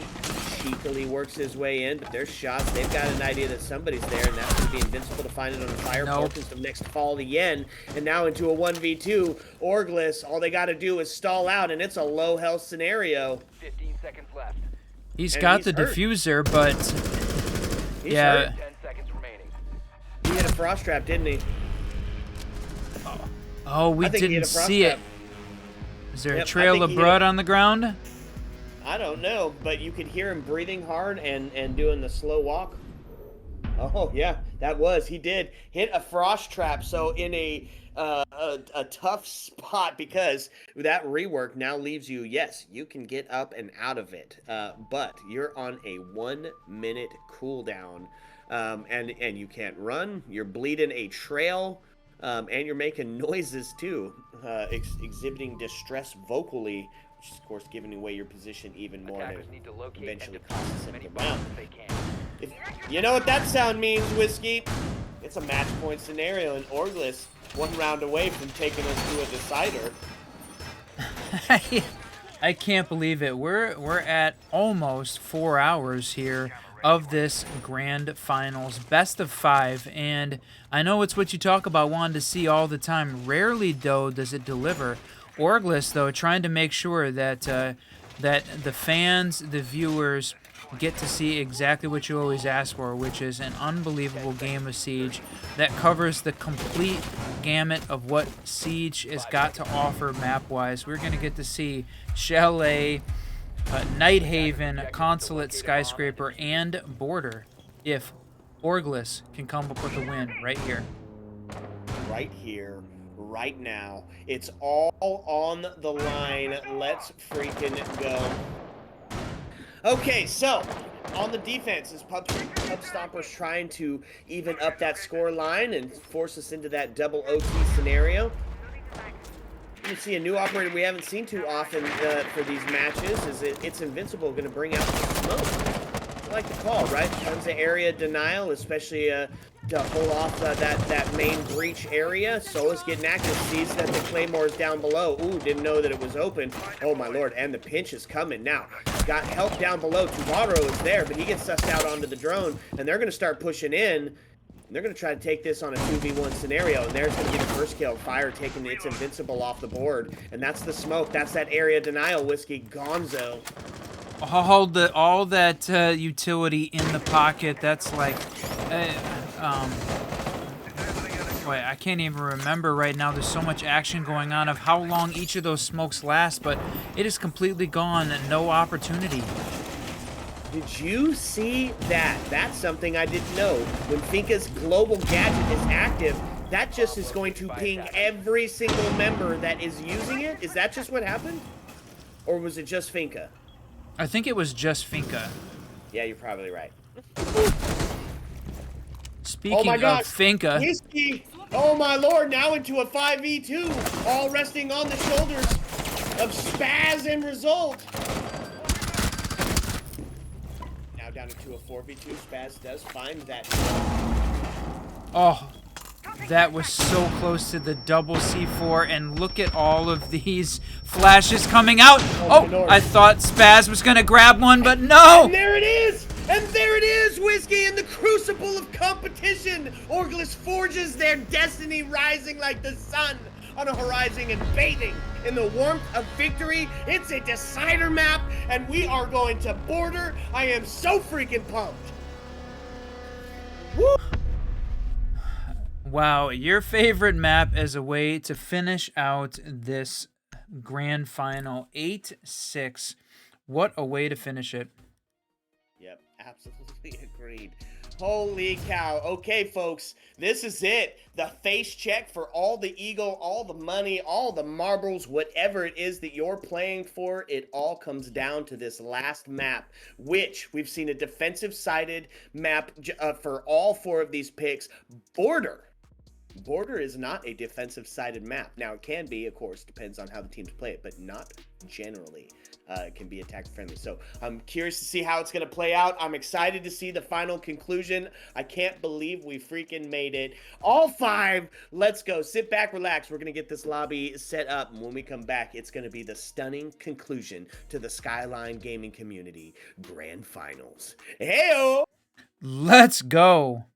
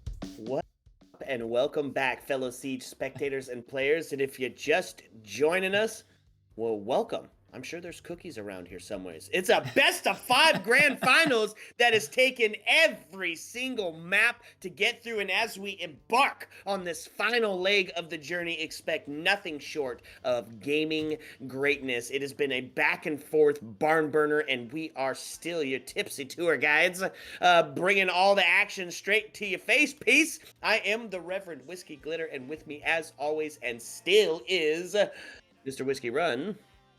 Welcome back, everyone, to the grand final in the Skyline Gaming Community Weekly Series. What a match it's been. We've seen Chalet, we've seen Nighthaven, we've seen Consulate and Skyscraper, and this is a best of 5, and we made it all the way to map 5. We are going to Border to close this one out, and really, it's anybody's game at this point. I couldn't tell you who's going to take it because we've seen great performances from both teams. We've seen blowouts. We've seen double OT. Where are we going to go for Border? Who knows?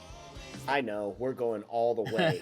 We talked about it before. You hear me, folks, ask about it all the time, and this is the one that has the potential to do it. The best team move forward, a 1v1 double overtime battle for all of the glory. I'm here, and Border to do it as well. Border is my favorite map, and let me tell you why. It doesn't hold the normal standards of your competition Rainbow Six Siege map pool, right? There is so much soft breach, which makes the angles long, it makes them vertical, and only one side up on the 2F, which means you're guaranteed to see some terse site verticality brought in, and the bans could be pretty spicy. So let's brace ourselves for the ultimate showdown. One team is going to come out victorious here, and one team will be taking the proverbial bus ride home in shame. Map number 5 awaits, and the gaming glory is within reach. You ain't going to be the first to go. So, shield play, Monty, Blitz. I'm wondering, Border's got some opportunities for some shield play. The east push, the west push upstairs. I think it's a definite possibility we see a shield go here.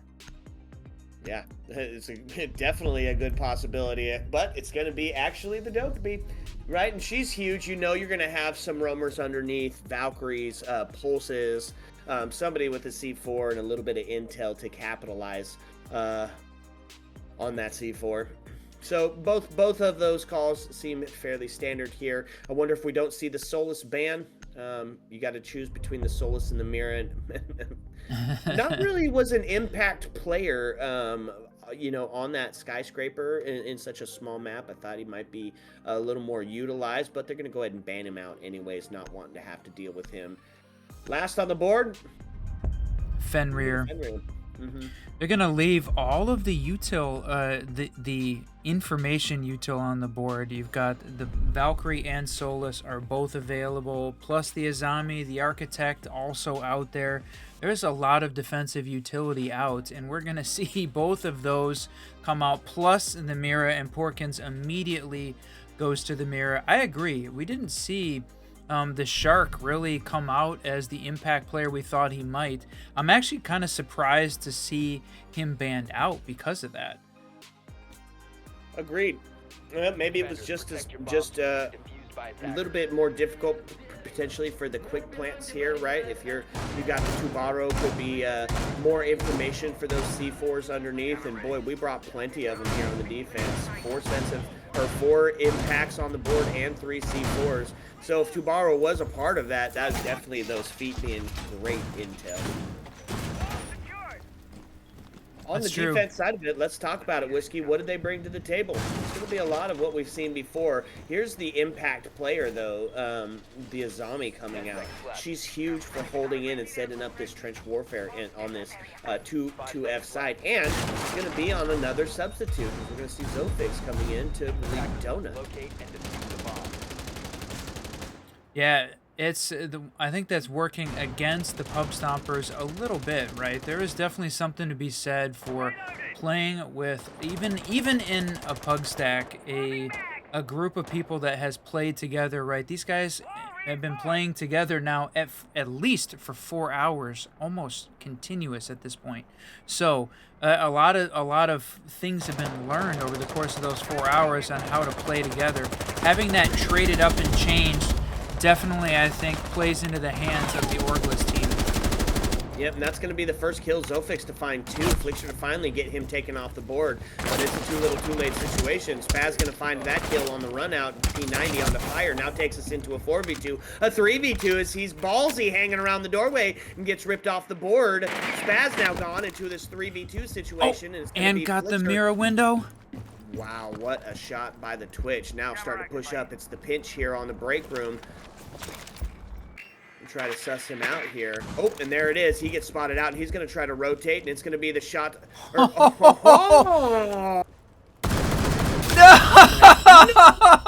Porkins, what a freaking move. High IQ play on that one. Gets the C4 kill, and now puts it all on the rim. Does get sussed out, and now they know where he's at. Expect the collapse to happen from 3 different sides here. I can't believe that we saw Porkins toss that, like, hop over the table, hide behind the Kiba barrier, and then toss the C4. Twitch was so close to shooting that C4 out of the air, but pays for just a hair of aim off. That was unfortunate. Wow. What a way to start border.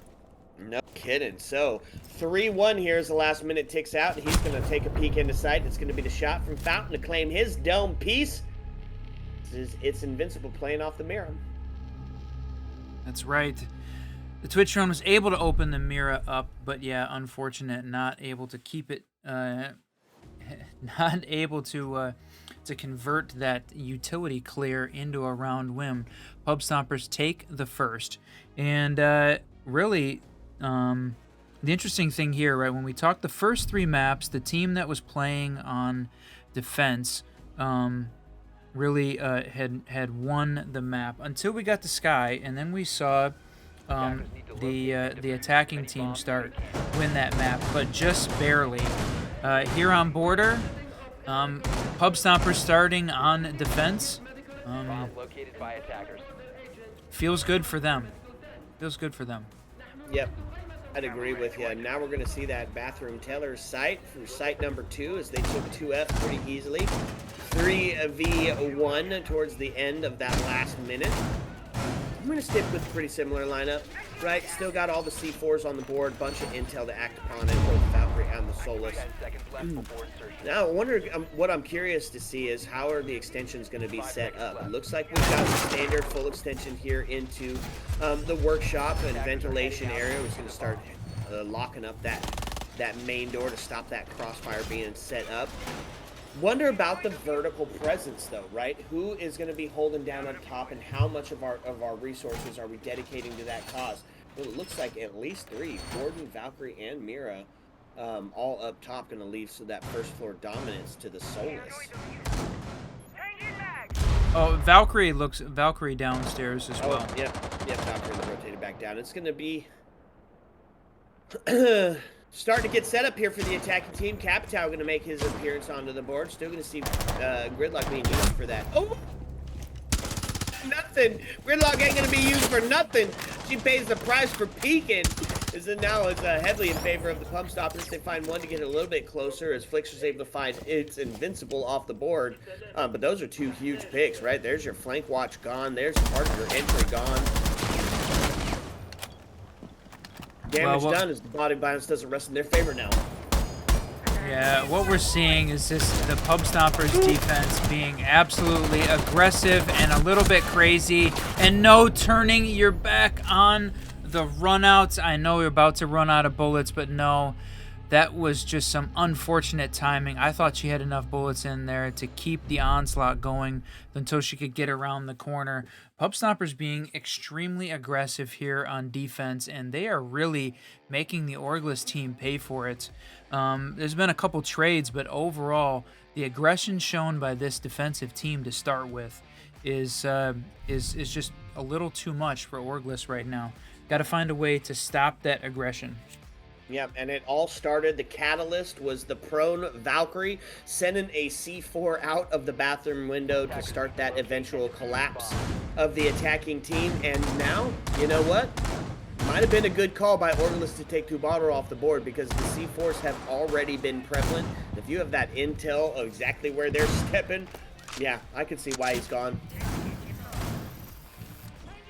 It's going to be a bit of a switch up here on the defense. We're going to see a little bit of the long arm. Zophic's going to bring out a Rooney. Going to opt not for the impacts, but some more intel to help support the Solus and the Valkyrie in that Mira play. See a bit of up top shenanigans here. 3 people, Solus, Zophix, Porkins, and Valkyrie all up top. Is that what we're seeing? Ooh. We had 3 Porkins rotating back downstairs, but Zophix, look at that push out on to the east balk. I mean, all the way out. Yeah, and here's what that accomplishes, right? It sets a precedent of aggression by the defense, and it's going to force this attacking team to slow down just a tad because the run out is going to be prevalent. It is going to be here. Now they find out that they've got a mirror to deal with. Takes the first shot with that. App's going to crack that thing. Now it's going to be fire to find the first kill onto Zophix as the first defender is going to fall. That's getting sussed out on the drone work. He's going to rotate underneath, try to take this gunfire from below. Adding a bit of verticality to that urgency.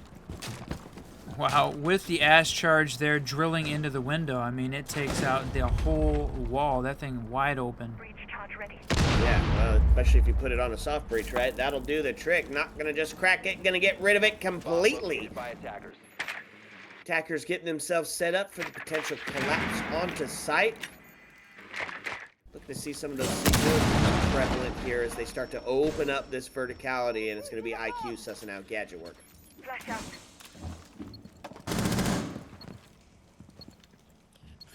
Looking at that pre-plant C4 on the IQ cam. Stay away from there, my friends. That's right. Now, knowing where it is and how to avoid it, I mean, having the IQ, her gadget, I think, has really increased its utility too. And although Flixer not bringing them now, she also got those frag grenades back in the recent Year 8 Season 4 update. Yeah. Yep, so body bounce tips in favor of OrgLess here as they're looking to try to secure their first win. The Porkins going to even up that score line as he finds the dome piece of fire dramatically with the Vector. It's going to be Shiva on the rotate and Thermite trying to get active on the cross. Similar setup that you'll see to the bar stage take here on Oregon. They've got the Talon Shield set up and the second one ready to go. Porkins going to get ripped off the board, and that puts the body balance heavily in favor of the attackers, especially because Valkyrie's on such a low health scenario. Pushing in, ready to take that engagement. C4 rings out, but the kill goes down. Not going to be able to capitalize now into a 2v1. Plant starting to go down. It's Invincible coming from the back end. I wonder if they heard that drop. I'm sure they did, right? They had to. I'm sure. And playing off the back, playing off the Osa shield, but no, Osa is going to rotate. No, is going to run back to metal. I thought she was going to rotate around. Could not catch Thermite there. Boy, it's Invincible now in a really tough spot, and Osa able to claim his life. Good rotate by her. I thought she was going to rotate around back through bathroom, but no, she goes through metal, comes through the lobby, and is able to catch him on the rotate. Great play there by the attacking team. Indeed. Indeedy, my friend. And now they find themselves one away from tying up this score line here. If you're just joining us, this is a best of 5 grand finals here in the weekly series, number 7. And it has taken all 5.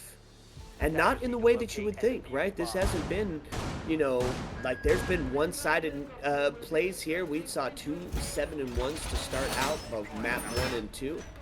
A 7-3 on map number 3. A bit of a banger into OT on map number 4. And number 5 shaping up to be the exact same way. Going to opt for some adaptability here by the defense. We're going to see a little bit more utility dedicated towards that breach denial. Try to slow them down a bit. Potential 6-pick onto the Monty whiskey. AO. Yeah, I think that is a possibility.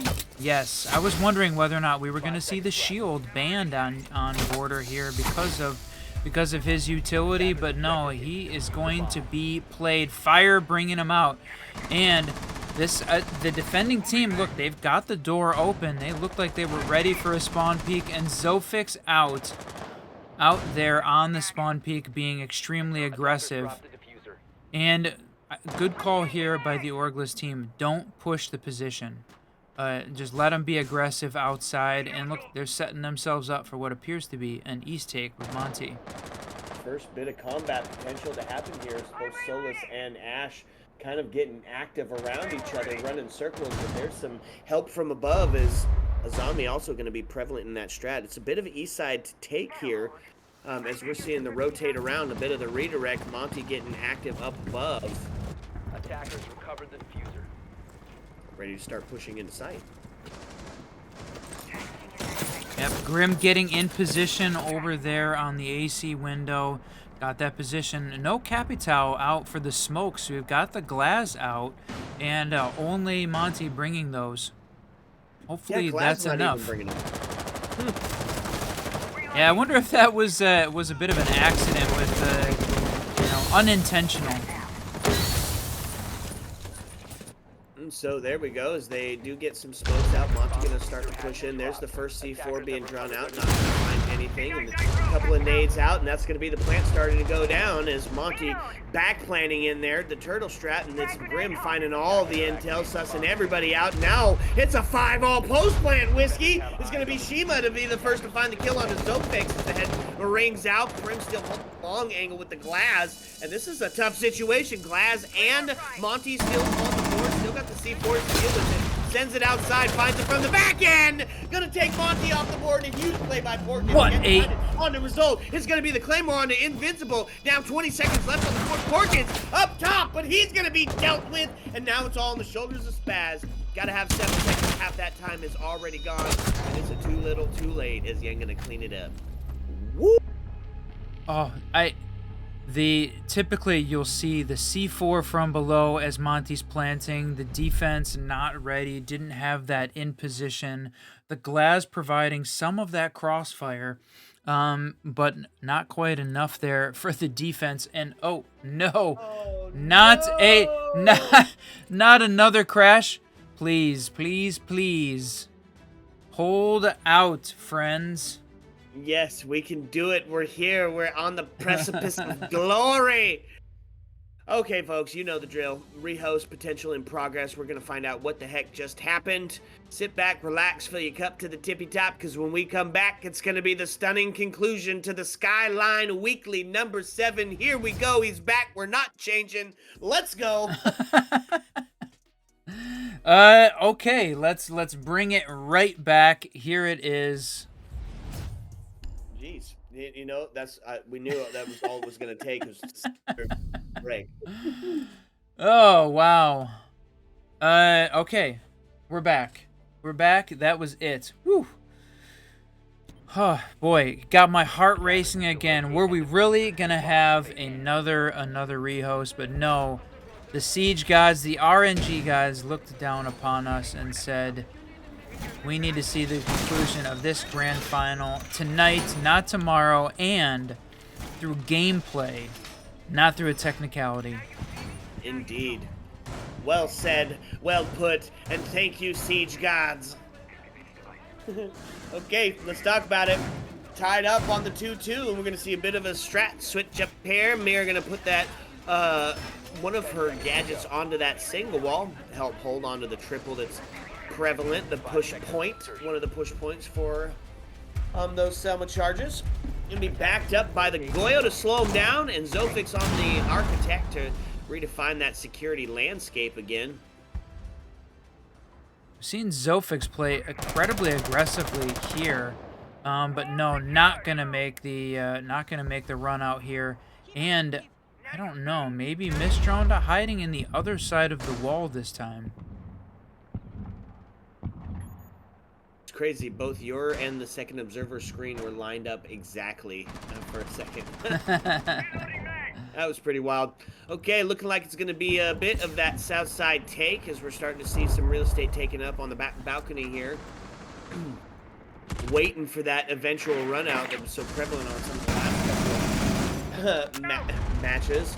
Porkins still on that mirror, a fan favorite. His favorite, Lion, gonna lose his life to the peak hole siege timing. Eyes in the sky, flicks are gonna be gone. Now put body balance back in favor of the pub stompers. That's right, holding that angle, watching it, and the second that Lion goes down, brings his gun down, that's when Solus is there to answer. It's Invincible grabbing a double to start off as well, out on the balcony. All falling apart for this attacking team. They are down 5-2 with still a minute 30 left. Yep, and the runouts. IQ taking the battle on to Solus. Solus going to win that kill, taking Shima off the board, and it's going to be a flawless round for the pub stomps.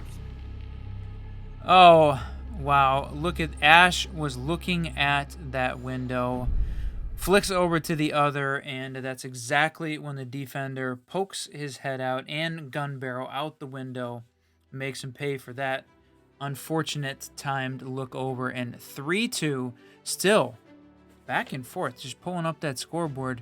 2 for Pub Stompers, 2 for OrgLess, now 1 for Pub Stompers. This has definitely gone back and forth, and it is not one-sided. This is not the Chalet, the Nighthaven of almost 4 hours ago. This is a back and forth battle like we saw on Skyscraper. No kidding. Reminiscent of the map from one ago, and it is just, man, this is beautiful. So now, does Pub Stompers take us up in that standard split? Do we see that 4-2? OrgLess going to bring out the 3-3 and put themselves in a potential game-defining position going on to their defensive round. On the attacking side of it, see Prim 6 picking on to the Habana, the Hatch Queen. So we are going to see that terse site play now that 2F went in the favor of the defense, forced to rotate around, but not going to have a lack of presence up top. Wilkins putting that same mirror, holding almost exactly like he was when it was sitting in a 2F site. Solus up there to help put that fight Attackers have down. dropped a bomb diffuser. Attackers have recovered their diffuser. The only 2 even, nobody even in sight, right? Currently sitting, nobody even sitting in sight. That's right, yep, no one in sight. It's going to be the eyes in the sky sussing out that location. Valkyrie going to make their way back home, and it's going to be It's Invincible taking Shima off the board. SMG-11 claiming 1, but the battle still continues. Is Line going to trade back and forth? He's going to get out Spaz to find that kill. Now putting body numbers heavily in favor of Pub Stompers. They sit 5-3, looking to go up 4-2 on the split. I was going to say, it's time, Finka. You need to get those health boosts out. They needed it because, yeah, Lion was nearly dead. Just survived long enough. And as Finka bringing out that 60 extra HP. Not going to be enough to keep fire on the board, though. He is gone. Not another case of unbelievable siege timing where Lion pulls his gun down to bring out the EE1D. Unbelievable. We saw that 2 rounds in a row. No kidding. And on the Lion both times, no less. That is unfortunate. All resting now on the shoulders of Flixer, who put himself on the floor, as who we haven't really seen this evening. Probably going to take a time to talk about it a little bit. They know that he's sitting out there as they all start to kind of group around that doorway. One up top for the run out, and there it is. Mira getting active. Not going to find anything. She goes back inside. Still plenty of time, so we could be seeing a bit of a faux timeout here, hoping for some KD padding. There's going to be the first one. Yeah, a bit of some irrelevant frags here with the defense pushing out. I think just providing a little level of distraction and a little level of, you know, this is our round, this is our half. Not gonna let them take an easy timeout here. He's got to focus for just a few seconds. And he's gonna pad a bit north, 38 seconds, and that's gonna be the crossfire setup. Not gonna find anything. He's gonna push in potentially. Maybe take the scenic route. Not truly concerned with losing this potential round going into their defense, as they took 2. They hit the quota. They did what was necessary. Couple of shots ring out, not going to find it. Waiting for that rotate around to swing, but does he know that he's got one? Somebody on the left finds one, and there's going to be the swing. It's Invincible going to take the shotgun and put him down. That's right. The SAS shoddy, the mute smoke shoddy, making its presence known in the hand of a skilled operator. We head into round 7, the side swap. Now we get to see the Pub Stompers on attack versus OrgLess on their defense. And the way this went the last round, the OrgLess came back on Sky after being down, starting their defensive side, and really put on a show defensively after that, winning 8-6 on Skyscraper. Yeah, it's the op swap here. Standard split as it rings through, and now we're going to see what OrgLess brings to the defensive table. Already going to see a bit of a difference as we're going to opt for the mobile intel of Monty, and Valkyrie not effing around. She's bringing out the shoddy whiskey. Holy cow, that is a devastating weapon, and I know a fan favorite, and one of yours as well. I know, I'm pretty sure you said Valkyrie, but you meant Azami, and absolutely, I love the Azami Alibi Maestro Shoddy. That thing is amazing. Didn't benefit from the shotgun buff that was so prevalent in the year 8 season 3, but I'm not sure it needed it. Yeah, thank God. I'm going to see a similar strat from Flixer that Zofix took with his zombies. They're going to set up a bit of that trench warfare and security, albeit a bit differently. Open up some head holes. Really going to try to extend that reach of that devastating shotgun. We're going to take a little damage right out the gate, and look, he's got some intel. Ooh, spaz to find Prim, and now body balance is tipped in favor of the attacking side. And I just want to say, too, another swap, somebody we haven't seen, Mr. Sam Fisher on the board. Got those Sam cams in the game of intel and inches. The Sam cams are key. And look at this. There's no mirror window in the normal place. He was ready to shoot it out of the sky, though, with that with the Sam cam out there and available. Yep. And taking a bit of fall damage seemed a bit unnecessary, but I guess when you are in hurry up mode and they're down to the last minute 50. Agreed. Warden off the board as well, so that means the smokes of Jackal, who, by the way, might I say, sits 10-3. It's Invincible, really living up to his namesake here. We're going to try to do some sussing out here as Jackal going to get active with his gadget. Global gadget of Finka going to bring everybody up a bit more. Still got 2 left on the board, so 40 HP. Still able to deal out, should it prove to be necessary. Ooh! Great intel. Fire going to get ripped off the board. Invincible going to add to his score. Spaz to find one, and now it's all on the shoulders of nobody. As a result, going to find Flixer quite easily. Well, that was around on the back of the intel there. This attacking team had intel all over the place. We talk about Siege being in the intel meta currently on display there in round 7. As we head into round 8, it's a question: can OrgLess deal with this this extra intel from the Pub Stompers team? The Jackal, the Zero, the Iana. I like what they're bringing out here with traps. Right, one of the ways to deal with that extra intel, even if you know where the players are, if you don't, you got a lot more things to try to find and to suss out when you've got traps on the board. You're not just looking for ops now. There's a lot more pieces of gadgets and utility you got to worry about. Yeah, absolutely. And what does that do? That sets the pace against the attacking team. It slows them down. It forces them to check every door, every window, every corner, because there's the potential of a Legion goo. Not only is it going to slow you down, but it's going to give your location away. Couple that with the intel of Valkyrie and of the Pulse. It's a good setup here by OrgLess. I like the switch up as we head down to Bathroom Teller. Getting some intel inside as you spoke about it. Still left that soft wall, or that single wall soft inside of sight. Really a lot of attention being paid to up top. Still no castle on the board, however, and opting for no Azami either. Create some of that landscape change.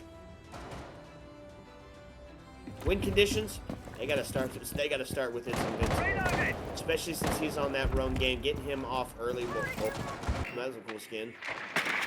That was cool. Yeah. Yeah, and I wondered, we're not seeing the Solus on the board here for the OrgLess team, right? That's one way to deal with the Jackal. If its Invincible's bringing out the Jackal frequently, right? Use the Solus to try and gain that intel early. And not only that, but we definitely saw Fire. We saw some of this OrgLess team do amazingly well. Got him! Speaking of the intel meta, there you go, the Pulse, and it was the Valkyrie C4 used in conjunction. Oh, are they going to get another? Wouldn't that be great? That would be crazy. He still has... Oh, no, he opted for the deployable this time instead of the C4. This is an odd choice for him. The Pulse, unless, of course, it was pivotal to the gameplay here. Now they got some more intel just being fed by the pulses. They're getting all kinds of hellos. Going to be now into a 5v3. No C4s on the board, but he's still got those impacts to do some damage should he get that intel as well. Porkins on the fuse going to try to be a menace from above as he takes out a bunch of this intel. Legion Goose still just being... Ooh! Porkins finding Prim, and no more Goose going to be coming out from him. This is the second time we've seen Fuse played on the map, but we haven't seen any of his utility deployed yet. Finally, that's the first Fuse charge out of... I was wondering when he was going to get that out because there was just no utility being used. Fuse, so devastating there. Gotta be able to use that utility. He's going to be all by himself in a second here. No kidding. Not getting supported on the other side of it. Think you're going to boost the Spaz back up into... in upright position. Now the 3v2 as it's all on the shoulders of Yen and Fire. Intel and health. Let's see how it's going to play out. Fire going to find it and kill onto Spaz, and it's Invincible going to go down. That was the win condition, but Porkins with the triple kill. Now it's going to be a battle of the verticality. He's going to try to take a look, figure out where the heck he's at. Fuse Charge is going to make a mess of things down below, but he is off site, and these Fuse Charges are going to have nothing but push over. Get it coming to the hatch. They've got intel. They know he's there. They're going to be watching for that drop. There it goes. 10 seconds. He drops. Shot in the back. It's the whip around the what? No! Take it. No way. He got shot in the back. Doc was right there, and unfortunately, he was just... I mean, Fuse, I guess, is the... is the 3 health operator, the 3 armor operator, and survives the barrage of bullets from behind from Doc. I think there was a question earlier, who's gonna get fried? Was not Porkins this time. That's right. Porkins bringing home the bacon on that clutch up. And that puts us, you know that sound, folks. It's the first match point of map number 5. That means that OrgLess has got to be perfect for 4. So the bridesmaid who has been to the ball several times, Porkins, a potential to finally secure up his weekly win here. He's having a great round to do it. 8 and 3, putting himself on the intel. Not too bad, but it sure is sitting on some shoulders of its Invincible. 12 and 4, a force to be reckoned with. Head back up to that. Do we head up to 2F? Is that where we're sitting? Indeed we are. Armory Archives on border. 5 seconds remaining. Let's go. Only one person currently sitting in sight. Attackers must locate and defuse the Not bomb. great if that quick plant starts to commence. Probably not going to be the case, though. So they're going to really try to be methodical here, get those early frags, and rest on the refrag game here. And that is a huge kill. Huge kill. Invincible takes Fire off the board. It's a match point scenario, folks. And the body balance now sits in the hands of the attackers. Still 2 minutes and 30 seconds and enough time for It's Invincible. Ooh, and 0 to really suss out where the heck these guys are at. Yeah, it was a spawn peek, but it wasn't an aggressive spawn peek. That was Mozzie lying on the ground.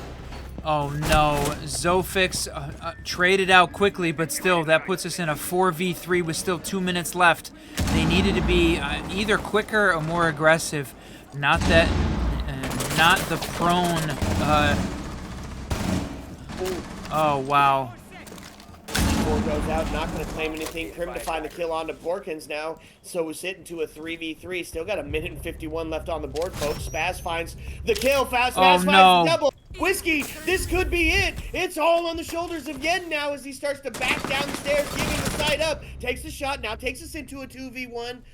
All resting on the shoulders of Yen. Pub Stompers got the plant now starting to go down. It's going to be a post-plant scenario. Attackers become defenders. Defenders become attackers as Velocity says, and they got the location. He gets jackaled out. This could be it. Whiskey, 35 seconds left on the board between the Pub Stompers claiming victory and OrgLess staying alive. Oh, this is crazy! And there it is! From the echoes of defeat, Pub Stompers create a narrative of redemption rising like sculptors of victory in the grand arena of gaming. And finally, Porkins gets to put the white dress on and take that grand final title. Woo! What a game, and not just here. 7-2 victory there to the Pub Stompers, but a whole grand final put together. A 7-1, just stomping on Chalet, and then surviving Nighthaven and Skyscraper to put themselves on to this onto this 5th map, and then taking border 7-2. What a freaking game. I can't believe we made it all the way to the decider map, and it was a banger. GG's to the Pub Stompers for finally coming out on top, grabbing that grand final victory. But, you know, it was a valiant attempt by OrgLess. It was an absolute blast to cast and watch. So here's what we're going to do, folks. We're going to see, since it is the grand finals, kind of want to talk about how we got all the way to the decider. How did we get to freaking border and that 14-4 or whatever it was that Invincible brought to the last map? Talk about the subs. We'll talk about it all. It's going to be answers at the bottom here when we come back. Hey, let's go.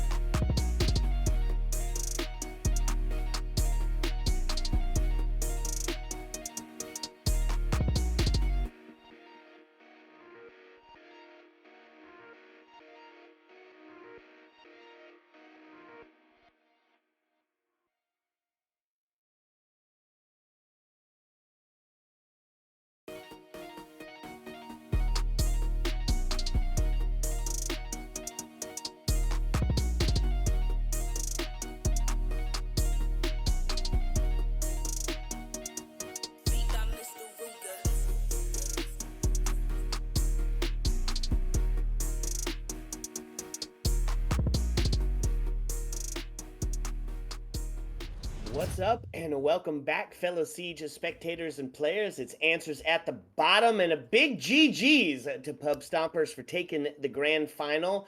We've got It's Invincible here. How you feeling after that dub, my friend? Oh man, relieved. It was almost 5 hours of playing. No kidding, and I can't imagine there's had to been a lot of prep that went into it before, right? The early scrims, the theory, all the stuff that comes into play in a grand final. How did you guys get like studied up? What did you do in preparation for this? What if I were to tell you we never studied? Ever? No. Hey, it's T4 Siege. That's an answer for sure. I'd believe it. I would believe it as Just well. figure it out on the fly. Figure it out on the fly. So is that what was going on? I mean, walk us through some of these rounds. It was dominant performances in a couple of the early ones. What was it that made Skyscraper so different that it was so close? Was it Ooh, fatigue? You just we hate the kind of map? like didn't know what to do after, actually, believe it or not. We couldn't figure out what side to take, how to take it. It was kind of a struggle on the exhibition side, especially when hmm they opened the fields and main wall. We didn't know if they opened it because they were impacting it. We didn't know what to take from Geisha's side. It was kind of a little uncoordinated on that side. Yeah, so a bit more practice coming into the Skyscraper. Well, that it was still a great showing. What do you think? What do you think was the ultimate game changer? When did you guys know that you had this match sealed up? The match or the whole game, the The whole whole series, the grand finals. When did you know it was first yours map for the when taking? we just 7-1'd it, just steamrolled. And Yeah. then once we went second map, and then we were like, oh, okay. We got a little shutdown there. Yeah. What happened on that one? What was the Um, difference between the we were having stomping a you, hard you put time out? just team pushing, because if you notice on Chalet, we pushed as a team, Mm-hmm. and then we couldn't catch each other's refrags, but we're all separate on Nighthaven. Nothing Yeah. covering flanks, yeah, none of that. Yeah, big, huge map spread out, and that's one of the things that I love about Nighthaven is how spread it out it is, and easy to get those isolation kills. So here's the question: how long have you guys been together as a stack? I mean, we've seen the name Pub Stompers a couple of times Um, already, but this specific stack, how long have you guys been together? Last week, I was the first, and then we eventually added Spaz. And then Zofix also this week as well. And we decided just to throw it together after we played yesterday, because we were Nice. Porkins actually couldn't play yesterday because of his game. Oh no, wouldn't let him back into the Yeah, I wouldn't match. let him back The in, or the no, the new game actually just wouldn't let him in. Oh, that's tough. Yeah, I've seen it across the board. New So season who dis glitch. yeah, What a overall, terrible glitch that is, and we almost fell victim to it tonight. But glad everyone was able to hang on. We were able to finish out that fourth map. I was a little worried there for a minute. it, just a little. Yeah. So who's doing the IGL? Who's calling out the plays throughout this grand final? Who's making the big decisions? It was all collective to throw out ideas. Actually, Is that because you guys are a pug, kind of a pug we are stack pub stack. altogether? Yeah, Yeah, if we yeah. see something, we'll take it. If there's hmm something they're not watching, like on that border round where I walked up Armory with Ace. I Oh asked him yeah. if he can, or we stayed there because we needed, because they weren't even watching it. So then Razal actually got one, which was Bandit. And he just stuck there because they know they were gonna have to eventually cross over. Which I'm kind of weirded out how his zombie didn't take control back at CC. There was a couple of mental errors I think that definitely led to some of the more defined score lines for sure. But yeah, there was one thing we kept talking about is like it seemed like the communication was on point, and if you guys had a death, and it was the redirect to another site, and really just kind of poking holes and poking and prodding Child, to find where that soft collapse is going to be able to come into yeah. play. Yeah, did it really well. So what's next? You guys stay together as a stack? Is it just a one-off for the tourney? Are you looking at any league plays? What's coming next for the Pub Well, Stompers? I don't know if I'll be playing after this week. I actually supposed to be leaving for the Air Force in January, so I might slowly Hey, stop there. appreciate your service. But Yeah, well, I guess you come in and just did it all right from the gate, right? You're like, I'm just going to come in, be the best that ever did it, and then go out in a in a blaze of glory. I think it's a yeah, good plan. I wasn't sure. We heard something about like a free entry to like another tournament, but Ooh. we didn't know That's everyone could true. do it now. Oh, that's true. It's true. I believe Skyline Gaming did say that the winner of the grand finals got a free pass. I think into the Oh, holiday bash. it's kind of unfortunate. A lot of players won't be there. Yeah, well, be another pug stack that comes through, right? So Yep. here's the question that we love to ask every single interview, and the answers, for the most part, have actually been the same with a couple of few variances. I want to get your take on it. If you could delete one operator off the board forever, goodbye, sayonara, see you later. Who is gone forever from Rainbow Six Siege? Does it just have to be one? Mm-hmm. Yep. Yeah, You gotta narrow it down. It's got to be your most one. hated. Yeah. Oh man, I know a lot of people are probably like saying like Clash or something. We had a couple of clash calls, but the operator is But kind it of could be surprising. worse. Yeah, the operator that Mm, most people pick is surprising. Let's see how you line let's up see, with hold it. on, let's see. Let's see who's a really bad one. I'd say a zombie because she can change the site a lot. That's a rough one. That is a really good answer, especially because when she got brought onto the board, she changed the game of how Siege was played. Yep. Every area you thought you knew was gone. No, the most requested operator to be banned forever is, funny enough, Blackbeard. Nobody wants that guy on the board ever. I He- know you never even see him played. oh, his shield's one shot. I think it's the Nickelback paradox, right? Everybody just hates Blackbeard, and well, that we're just gonna leave it at that. Well, my friend, it was a big GG's. Anything that you'd like to say to anybody still watching? Any shout outs in particular? Yeah, shout out to Spaz for filling in. Best collegiate player. Yeah, that was a huge pick. He was all over the board. His Souls play was amazing. I mean, your plays here at the end. What did you go? 14-4, 14-6, 14 or and something like 4. that. You should have seen Holy yesterday's cow! game for Spaz. First game, 20. Dropped a 20 bomb. Oh Yep, yeah, that's there it dope. is. Is this a map that you really like, or what? Chalet, we'd kind of prefer now. Yeah. Um, What we've about you specifically? Because you like just what went map? crazy on Border. Oof. Well, I don't know. We kind of went off the bands of what they would did. We kind of like analyzed what maps they were going to try to go for. We Mm-hmm. tried to make it as random as possible so they couldn't play off of it. Yeah, always I keep think them I on their toes. hmm, I wouldn't go Skyscraper. I wouldn't go Con. Actually don't mind Con. Con's a weird map, but I haven't got to see it a lot in comp. Yeah, same. We were super excited to see both of the new maps on the board tonight, and you know what? Absolutely. I wrote down a ton of shit in my ranked notebook. I'm gonna be trying out all kinds of your guys' cheeky shit.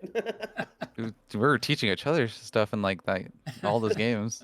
Or like I think Donut on Skyscraper, he showed like how to get his drone up from outside terrace, like on Wow. those. I don't even know, like go up on that little rail on the side of the building. Like he got Uh-huh. it into on top of the roof and got it into Dragon. Holy cow! Wow. And he plays on a controller. Absolutely Yes, he crazy. does play on a controller. Yeah, that is wild. We saw the controller spin, and we're like, oh, okay, that's cool. Yeah, Yeah, so a fun Mod Podge people that you guys have on the team. It'd be sad to see you go, but we appreciate your service nonetheless. That's Well, right. we appreciate you stopping by, my friend, for answers at the bottom. We have reached the end of the line as the night comes to a close. Hey, thank you so much for hanging out and chatting with us. yeah. Thank you for having me here. Absolutely.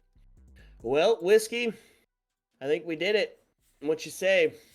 That's right. Again, big GGs and congratulations to the Pub Stompers for winning that round, and also a fantastic showing there by OrgLess. Put up a heck of a fight there to try and stay in it until the very end. Looking forward to seeing what they can do coming forward. Loving to see what we casted them previously in E2 and in some of the other leagues. So we know that there's a lot more life left in that team. Looking forward to see what these guys are going to bring to the 2v2, the Holiday Bash, and more of the Skyline Grand Finals coming up. Yep, that's right. So, folks, you know, we made it all the way to the decider map. It was a best of 5, and we took it the distance. My heart is very full, and unfortunate we have reached the end of the Siege saga here for the weekly series number 7. So, we'll get on to getting on and get that long drawn out Southern goodbye going. And as my friends, the lights start to dim and as the jukebox starts to play closing time, as always, you don't have to go home. But you can't stay here. Heyo! Let's go.